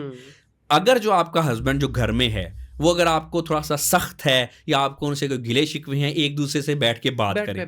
ये ना करें कि बाहर जो झूठी हमदर्दियां जिताते हैं, एक दफ़ा आपने ये स्टेप ले लिया, उसके बाद कुछ देर बाद सारे हमदर्द भाग जाने हैं।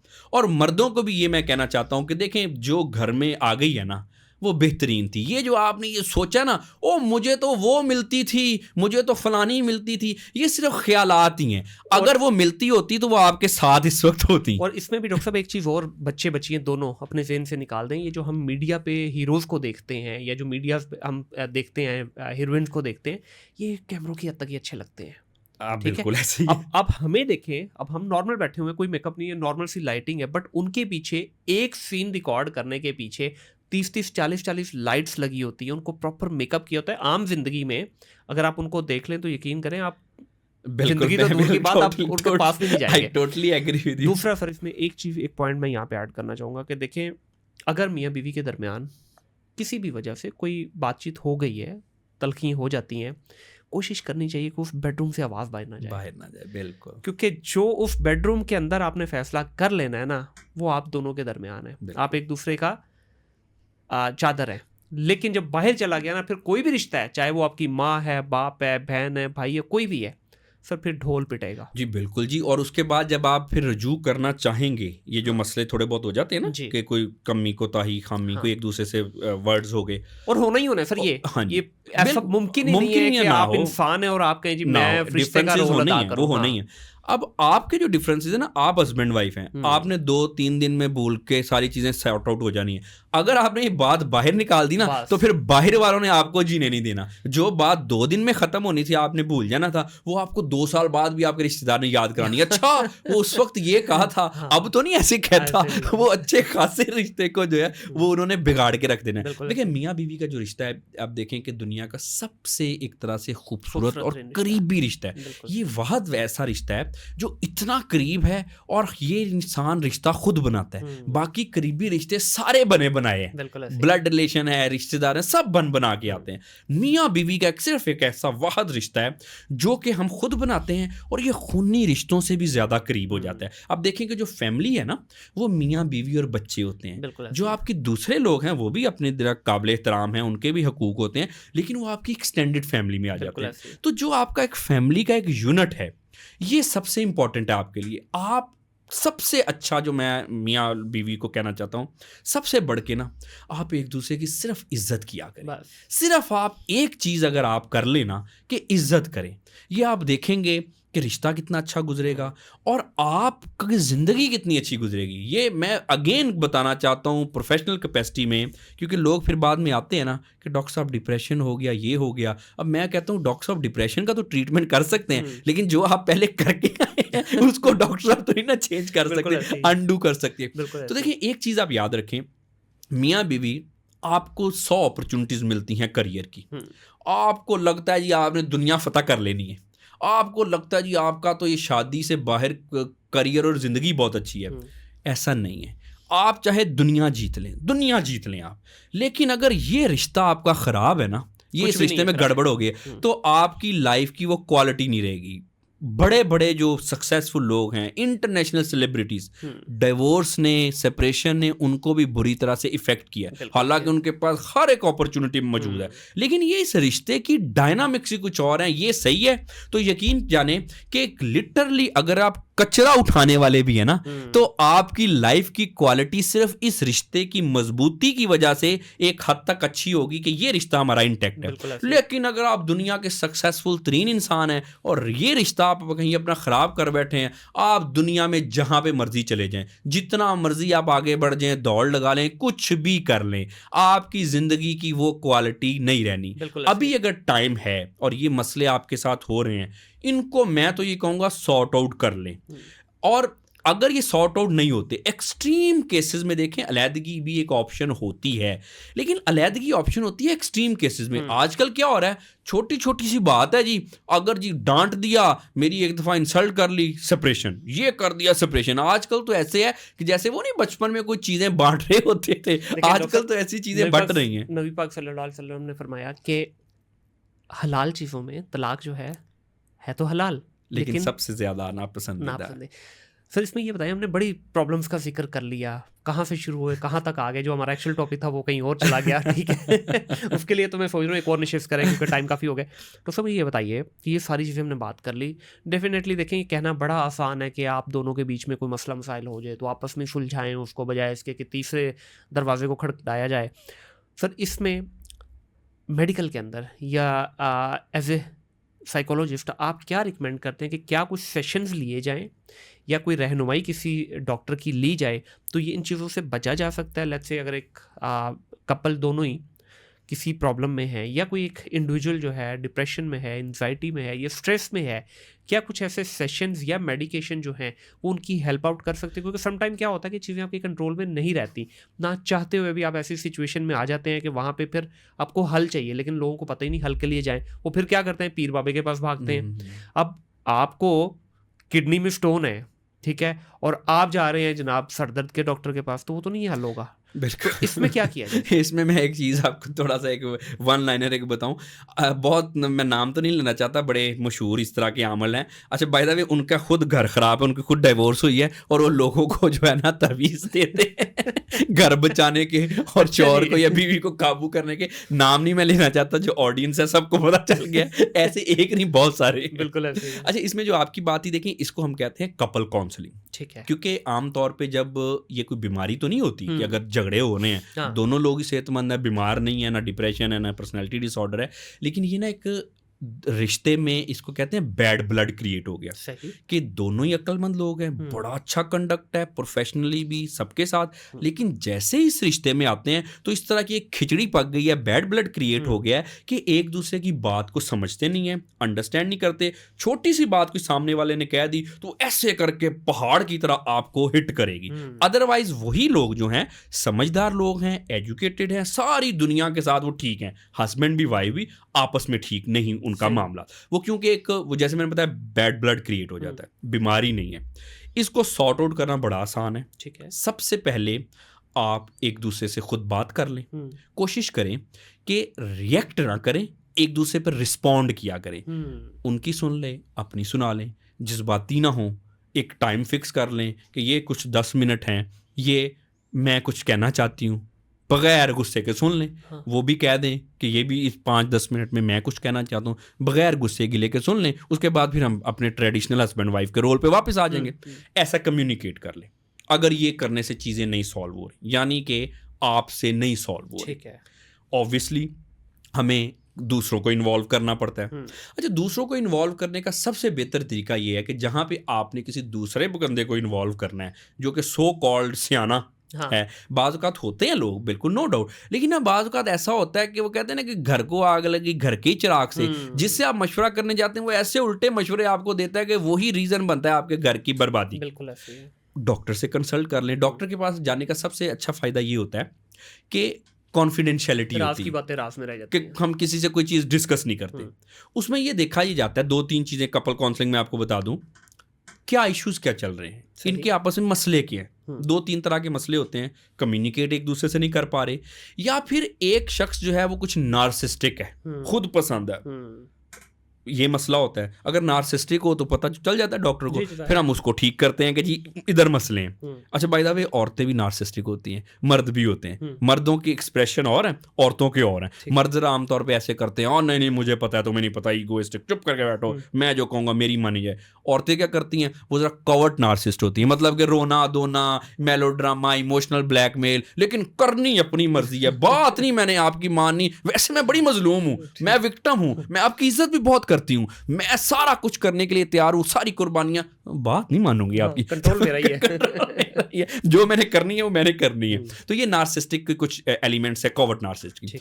हम देखते ये हैं कि अगर कम्युनिकेशन का मसला हो उसको हल कर लिया जाए, या फिर एक दूसरे की कुछ ऐसी आदतें होती हैं जो दोनों चेंज नहीं करना चाह रहे होते, लेकिन वो बड़ी इंपॉर्टेंट है रिश्ते के लिए, वही बर्बादी का सबब बनती है, उसको आदतों को चेंज कर दिया जाता है। सही। अगर कोई नार्सिस्टिक वगैरह है या किसी को और कोई पर्सनैलिटी प्रॉब्लम है जिस पार्टनर में भी है, उसको ठीक कर दिया जाता है और ये मसले हल हो जाते हैं। मैं आपको बताता हूँ कि जितने लोग डाइवोर्स का सोच रहे थे, जितने मेरे पास अब तक आए हैं, एक की डाइवोर्स नहीं मैंने होने दी। क्या बात है। अगर वो डाइवोर्स के बाद आए और वो अपनी जो है डिप्रेशन वगैरह के ट्रीटमेंट के लिए आए, वो तो अब कुछ नहीं कर सकता डॉक्टर भी, लेकिन आज तक जितने भी लोग आए हैं, मैंने तो एक की भी डाइवोर्स नहीं होने दी, और मैंने कुछ तरीके से कि मामला हल, क्योंकि बाद में इश्यूज बहुत खराब हो जाते हैं। डॉक्टर साहब, क्या ये वन फिक्स फॉर्मूला है, ऑफ द शेल्फ को फॉर्मूला पकड़ते हैं, घोल के तवीज़ में पिला देते हैं, पी लो पैंता कम हो जाएगा, या कस्टमाइज सोल्यूशन होता है एज पर देयर प्रॉब्लम? देखिए बिल्कुल कस्टमाइज सोल्यूशन ही होता है ना, वन साइज फिट्स ऑल तो हो नहीं सकता। वो तो इस वजह से आमतौर पे देखें ना, सेल्फ हेल्प बुक्स हम पढ़ते हैं, लेकिन सेल्फ हेल्प बुक्स पढ़ के वो जिसको फायदा होना होता है वो होता है, बाकी दुनिया के ज्यादातर लोगों को फायदा नहीं होता। और इसमें कुछ लोग मुझसे नाराज ना हो जाएं कि मोटिवेशनल स्पीकर्स को सुन के हर बंदा बड़ा नहीं बन जाता। बिल्कुल सही है। तो उसमें यह है कि ये इंडिविजुअल फैक्टर्स ही होते हैं, हर एक को, हर केस को इंडिविजुअली डिटेल में हमने एवेलुएट करना होता है कि प्रॉब्लम कहाँ पे है। ठीक है। उस प्रॉब्लम मेडिकेशन है या सिर्फ सेशन? नहीं, बेसिकली इसके आमतौर पे देखें कि मेडिकेशन तो उस चीज़ की होती है ना कि अगर फर्ज करें दोनों में से एक को डिप्रेशन है या स्ट्रेस है या कोई और ज़हनी व नफ्सियाती मसला है, तो फिर तो ऑब्वियसली उसकी वजह से अगर वो लड़ता झगड़ता रहता है या रहती है, तो उसकी तो मेडिकेशन करेंगे, वो बीमारी, उसकी मर्ज ठीक होगा, तब उनके हालात सुधरेंगे। लेकिन ये हम ज्यादातर केसेस में बीमार नहीं होते। जो बीमार नहीं है तो हमने उनको दवाई क्यों देनी? उसमें आमतौर पे देखा जाता है कि इशू कहाँ पे है, क्योंकि देखिए ये जो इंसान का दिमाग है ना, ये बड़ा कॉम्प्लिकेटेड है। पेसिमिस्ट भी सोचता है, ऑप्टिमिस्ट भी सोचता है, ज्यादा भी सोचता है, कम भी सोचता है, चीजों को अंडरस्टैंड भी नहीं करता, कर भी लेता है। नेगेटिव इमोशन भी होते हैं, पॉजिटिव इमोशन भी होते हैं। तो इस दिमाग को, माइंड के जो फंक्शन है उनको सीधा करना भी एक पूरा एक प्रोसेस है। इसमें दो तरह से होता है, काउंसलिंग होती है, एक थेरेपी होती है। सबसे कम फॉर्म जो है वो काउंसलिंग से ठीक होती है, और उसमें कपल काउंसलिंग जो है वो आमतौर पे इनको दी जाती है। जैसे स्टूडेंट को इंडिविजुअल काउंसलिंग दी जाती है, करियर कौन सा चूज करना है, आपका एप्टीट्यूड क्या है, किस फील्ड में आपको बेहतर है, कौन सी फील्ड में स्कोप है, ये काउंसलिंग किया जाता है। अगर किसी में पब्लिक स्पीकिंग की स्किल नहीं है या उसको कुछ कॉन्फिडेंस की कमी है, ये भी काउंसलिंग से ठीक होता है। अब थेरेपी होती है कि एक एक्सटेंसिव वर्क होता है एक शख्स पे करना, उसमें उसके माइंड में क्या मैकेनिज्म चल रहे हैं, कहाँ पे वो गलत सोच रहा है, कॉग्निटिव फैक्टर क्या हैं, उसको डे बाय डे ठीक किया जाता है। अगर तो बिल्कुल कम मसले हैं, काउंसलिंग होगी। अगर उससे कुछ ज़्यादा हैं तो थेरेपी है। अगर उससे भी ज़्यादा है तो फिर मेडिकेशन प्लस थेरेपी, ये दोनों चीज़ें मिलके तो कोई ना कोई चीज़ें सॉल्व करती हैं। देखना ये होता है किस बंदे को मसला क्या है, नोयत भी क्या है उसकी। जी। और अगर जैसे हमने ये स्टूडेंट की बात की, जैसे कॉन्फिडेंस की अगर बात है, अब कॉन्फिडेंस जो है ये इन्फीरियरिटी कॉम्प्लेक्स की वजह से भी कम होता है। कॉन्फिडेंस जो है ये एक्सपोजर कम होने की वजह से भी कम होता है। कॉन्फिडेंस बुलिंग की वजह से भी कम होता है। कॉन्फिडेंस आमतौर पर आपको लाइफ में कुछ फेलियर्स हुई हैं उसकी वजह से भी कम होता है। कॉन्फिडेंस आपको अगर आपकी ग्रूमिंग नहीं हुई उसकी वजह से भी कम होता है। और कॉन्फिडेंस आपको ज़हनी व नफ्सियाती बीमारियों की वजह से भी कम होता है। अब देखिए कितने फैक्टर हैं। अब देखना यह है कि किसी फलां शख्स का कॉन्फिडेंस कम क्यों है, अब उसमें सॉर्ट आउट करना पड़ेगा कि जो मैंने फैक्टर्स बताए ये कौन सी वजह है। हाँ जी। इसमें डॉक्टर साहब कुछ सेशंस जो है उनकी तादाद मुख्तलिफ भी होती है या डिपेंड करता है केस टू केस? देखिए ना, basically case to case depend करता है। कुछ तो एक ही सेशन में ठीक हो जाते हैं, छोटे छोटे मसले होते हैं वो एक ही सेशन में ठीक हो जाते हैं। कुछ मसले की नौयत होती है कि वो काफ़ी पुराना मसला है, और कुछ सामने वाली पर्सनैलिटी रेजिस्ट कर रही है, तो वो अडॉप्ट ही नहीं कर रही, मतलब आ गए आपके पास लेकिन रिजिड है, रिजिड है। अब वो रिजिडिटी देखें, अगर हम किसी को जितना मर्जी समझाएं जी। वो रिजिडिटी नहीं ना ब्रेक करते। इसकी बड़ी कॉमन सी मिसाल है कि सबको पता है नमाज पढ़नी चाहिए, लेकिन पढ़ते कितने हैं? हाँ। अब हमारे पास कोई ऐसा मैकेनिज्म नहीं है कि एक बात करें और उसके दिल में बात उतर जाए और सारे लोग नमाजी हो जाएं, या बाय द वे कोई ऐसी दवाई नहीं है जो लोगों को दी जाए तो सारे लोग नमाजी हो जाए, अच्छे काम करना शुरू कर इसका दें। एक भी और भी तो प्रॉब्लम होता है ना, खास तौर पे अगर हम देखें तो पुरानी चीज़ें जो चलती आ रही हैं, लेट्स से एक बच्चा है या बच्ची है, उसने अपने घर में जो उसकी जैसी परवरिश होना शुरू हुई, उसने देखा ही घर में लड़ाई झगड़े का माहौल है ना, करते करते भी उसके दिमाग में हैमर हो के एक चीज़ जब वो खुद जब बड़ा होता है या बड़ी होती है, वो देखते हैं यार मेरे साथ तो सारी ज़िंदगी ये ज़्यादती हुई। आगे जब वो अपने घर में आती है या आता है तो उसके साथ जब वो चीज़ होने लगती है ना, तो वो बड़ा नेगेटिव जी ट्रिकल होती बिल्कुल, हैं चीज़ें। जी बिल्कुल, ये एक फैक्टर तो होता है। हाँ। अब अगर जैसे सेशन की बात कर रहे थे तो डिपेंड करता है कि रिजिड क्या है, पर्सनैलिटी कैसी है और कितनी हद तक बंदा अपने आप को चेंज करने के लिए तैयार है। सही। जितना वो अडॉप्टिव होता है उस हिसाब से फिर चीज़ें लंबी चलती हैं, और फिर मसले पे डिपेंड करता है कि मसला, जैसे आपने बिल्कुल अच्छी बात की, कितना पुराना है। जो आप बात कर रहे थे कि पुरानी चीज़ें, देखिए इंसान को जो मसले होते हैं ना आमतौर पे, ये हालातों वाक़यात की वजह से ही होते हैं। ये आमतौर पे पेट की खराबी की वजह से माइंड में कुछ नहीं होता, वो थोड़ी देर के लिए परेशानी होती है कि पेट खराब हो गया, बीमार कोई नहीं होता दिमागी तौर पे। ये ओवर द टाइम चीज़ें बिल्ट होती रहती हैं, नाकामियाँ, खामियाँ, कॉम्प्लेक्सेस, लोगों का एटीट्यूड, पास के ट्रॉमास, बच्चों के ट्रॉमास, बचपन के आपके, वो बिल्ट अप होते रहते हैं। अब वो होते होते इस स्टेज पे बाद औक़ात पहुंच जाते हैं कि वो आपको बीमार कर देते हैं, ज़हनी व नफ्सियाती मर्ज़ में मुब्तला कर देते हैं। अब अगर किसी बच्चे को बचपन से उसके साथ बुरे इंसिडेंसेस हुए हैं, उसको आमतौर पे सबसे पहले तो ट्रस्ट इश्यूज हो जाएंगे, सही, क्योंकि मेरे साथ तो हुआ ही लाइफ में बुरा। हाँ। अब वो जो बच्चा बिजनेस में आएगा, काम में आएगा, वो अच्छे को वर्कर अच्छा नहीं बन सकेगा क्योंकि उसको ट्रस्ट इश्यूज होंगे, जिसकी वजह से उसका करियर इफेक्ट होगा, बॉस के साथ ट्रस्ट इश्यूज होंगे। उसके अलावा अगर शादी हो गई है, पार्टनर पे शक वगैरह, पार्टनर के साथ ट्रस्ट इश्यूज होंगे। अब ये ट्रस्ट इश्यूज देखें, एक छोटी सी बात है जिसके ताने बाने बचपन से जुड़ने हैं, लेकिन उसने पूरी उसकी लाइफ को खराब किया हुआ है, प्रोफेशनल लाइफ को भी और पर्सनल लाइफ को भी। अब इस पर फिर देखना होता है कि डायग्नोज करना होता है कि ये जो मसले इनको हैं क्या और इसकी वजह क्या है। जैसे हम वजह रूट आउट कर लेते हैं, उसके बाद फिर उस पर वर्क करना शुरू कर देते हैं कि इस चीज़ को अब कैसे हमने रिजॉल्व करना है। ये ट्रस्ट इश्यूज़ की तो मैंने एक एग्जांपल दी। फ़र्ज़ करें बचपन से ही किसी शख्स के साथ कुछ बुरा हुआ, कुछ यानी कि सख्त तल्ख तजर्बा, अब वो बहुत सख्त हो गया, उसने ज़िंदगी की सख्तियों से अपने आप को बचाने के लिए, झेलने के लिए अपने ऊपर एक सख्ती तारी कर ली। बहुत सारे ऐसे लोग भी होते हैं। अब वो इतनी ज़्यादा सख्ती अपने ऊपर तारी कर लेते हैं कि जिसकी वजह से उनके अपने रिलेशनशिप और अपने मामला डिस्टर्ब होते हैं। ओसीडी हो सकता है उनको, उसके अलावा पार्टनर से झगड़े हो सकते हैं, दोस्तों वगैरह से, वही एक सोशल लाइफ इफेक्ट हो सकती है, पर्सनल और प्रोफेशनल भी। अब देखना ये होता है कि ये इतना रिजिड क्यों है, होने की ज़रूरत भी है कि नहीं। और फिर बाय द वे इतनी रिजिडिटी की वजह से बाद औक़ात फिजिकल मसले भी हो जाते हैं। जो स्ट्रेस एंग्जाइटी है, ये सबसे बड़ी लीडिंग कॉज है आपको क्रॉनिक डिसऑर्डर, यानी कि ब्लड प्रेशर हो गया, शुगर के मसले हो गए, डायबिटीज़ के या दिल के मसले हो गए, इसकी सबसे बड़ी वजह स्ट्रेस है। ये सर ज़्यादातर वैसे भी जो ड्राइव होते हैं ना जॉइंट फैमिली सिस्टम से होते हैं, क्योंकि वहाँ पे जो ज़ाहिर है अभी बड़े रह रहे हैं, वो अपने हिसाब से लाइफ गुजार रहे हैं। आज टाइम चेंज हो चुका हुआ है। अगर आपके ग्रैंड पेरेंट्स और आज जो बच्चे की तरबियत हो रही है, बड़ा फ़र्क है ना उसमें। ये बहुत अच्छा आपने क्वेश्चन तो सर अपनी गाली गलौज करते ही रहना है। देखिए बात ये है कि ये इसमें ना बड़ों को भी मैं कहना चाहता हूँ एक मैसेज के तौर पे, दौर हर एक को अपना अच्छा ही लगता होता है। हाँ। आमतौर पे कहते हैं ना हमारे दौर में तो ऐसा होता था, हमारे दौर में तो ऐसा नहीं था। बिल्कुल आपके दौर में ऐसा होता था, बड़ा सुनहरी दौर था, बहुत अच्छा दौर था। लेकिन आज के बच्चे का ये सुनहरी दौर है, उसने यही दौर देखा है और इस दौर के तकाजे कुछ और हैं। वो नॉस्टैल्जिया हमें अच्छा फील तो करा सकता है, लेकिन वो वर्क नहीं करता आजकल पे। तो जो ग्रैंड पेरेंट्स का दौर था बड़ा सुनहरी था, हमारे फादर्स मदर का जो दौर था वो भी बड़ा अच्छा सुनहरी है, हमारा दौर भी बड़ा सुनहरी है, हमारे आने वाले जो बच्चे हैं और उनकी जो जनरेशन है उसके बाद उनका दौर भी सुनहरी है। तो हर दौर के तकाजे हैं। नॉस्टैल्जिया आप यादों में रखें, उसको एज इट इज़ इम्प्लीमेंट करने की कोशिश ना करें। देखिए पहले एक बड़ी नॉर्मल सी बात होती थी, हालांकि मैं इस हक में तो नहीं हूँ, लेकिन पिटाई वगैरह हो जाती थी स्कूलों में भी, घर में भी। आजकल के बच्चे की उस उतनी पिटाई हो तो आजकल का बच्चा तो वैसे ही बागी और हो जाएगा और बीमार हो जाएगा। बिल्कुल ऐसे ही। अब इसमें वजह ये नहीं कि ये बच्चा कोई कमजोर बच्चा है, आजकल के बच्चे हमारे बड़े वेल इन्फॉर्म्ड हैं इस जनरेशन में। कुछ अगर गलत चीजें हैं तो कुछ पॉजिटिव भी हैं, यानी कि प्रीवियस जनरेशन से। अब ये कि इस जनरेशन का तकाजा कुछ और है, हर जनरेशन को उसके तकाजों के मुताबिक डील करना चाहिए। तब आप देखेंगे कि हम जनरेशन भी अच्छी करेंगे, सोसाइटी, मुल्क और ये दुनिया एक अच्छी जगह बनेगी। बिल्कुल ऐसे ही है। डॉक्टर साहब बहुत शुक्रिया आपका, बड़ी मज़ेदार डिस्कशन हुई। फिर वही कहूँगा, अनफॉर्चुनेटली जो एक्चुअल टॉपिक था उससे हम हटे, लेकिन जिस टॉपिक पे भी रहे बड़ा इसकी भी ज़रूरत थी, क्योंकि ये पहले ही हमने डिसाइड किया था कि इस पर भी बात ज़रूर करेंगे, लेकिन वो इतनी डिटेल में चला गया कि पूरी पॉडकास्ट तकरीबन जो है हमारी उसी पे ही हो गई। लेकिन एक मज़ेदार डिस्कशन रही। आई होप कि हमारे जो सुनने वाले हैं उनको भी ये डिस्कशन अच्छी लगेगी।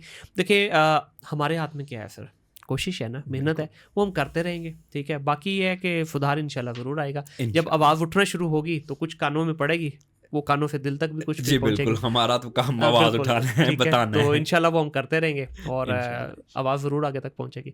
बहुत शुक्रिया डॉक्टर साहब आपका। Thank you very much. आप लोगों का भी बहुत शुक्रिया जी। सोसाइटी के अंदर बहुत सारी प्रॉब्लम्स हैं। हम देखिए उंगली तो उठा देते हैं, हम ये कह तो देते हैं ये भी मसला है, ये भी मसला है, ये भी मसला है, लेकिन ये सारे मसले हैं किसकी वजह से? लोगों की वजह से। और लोग कौन है? हम हैं। हम ही इस मुल्क के अंदर रह रहे हैं, हमारे ही बनाए हुए मसले हैं, हम ही ने इनको सुधारना है। बाहर से आके किसी ने कुछ नहीं करना। IMF आएगा, आपके कटोरे में भीख डाल के चला जाएगा, लेकिन कब तक?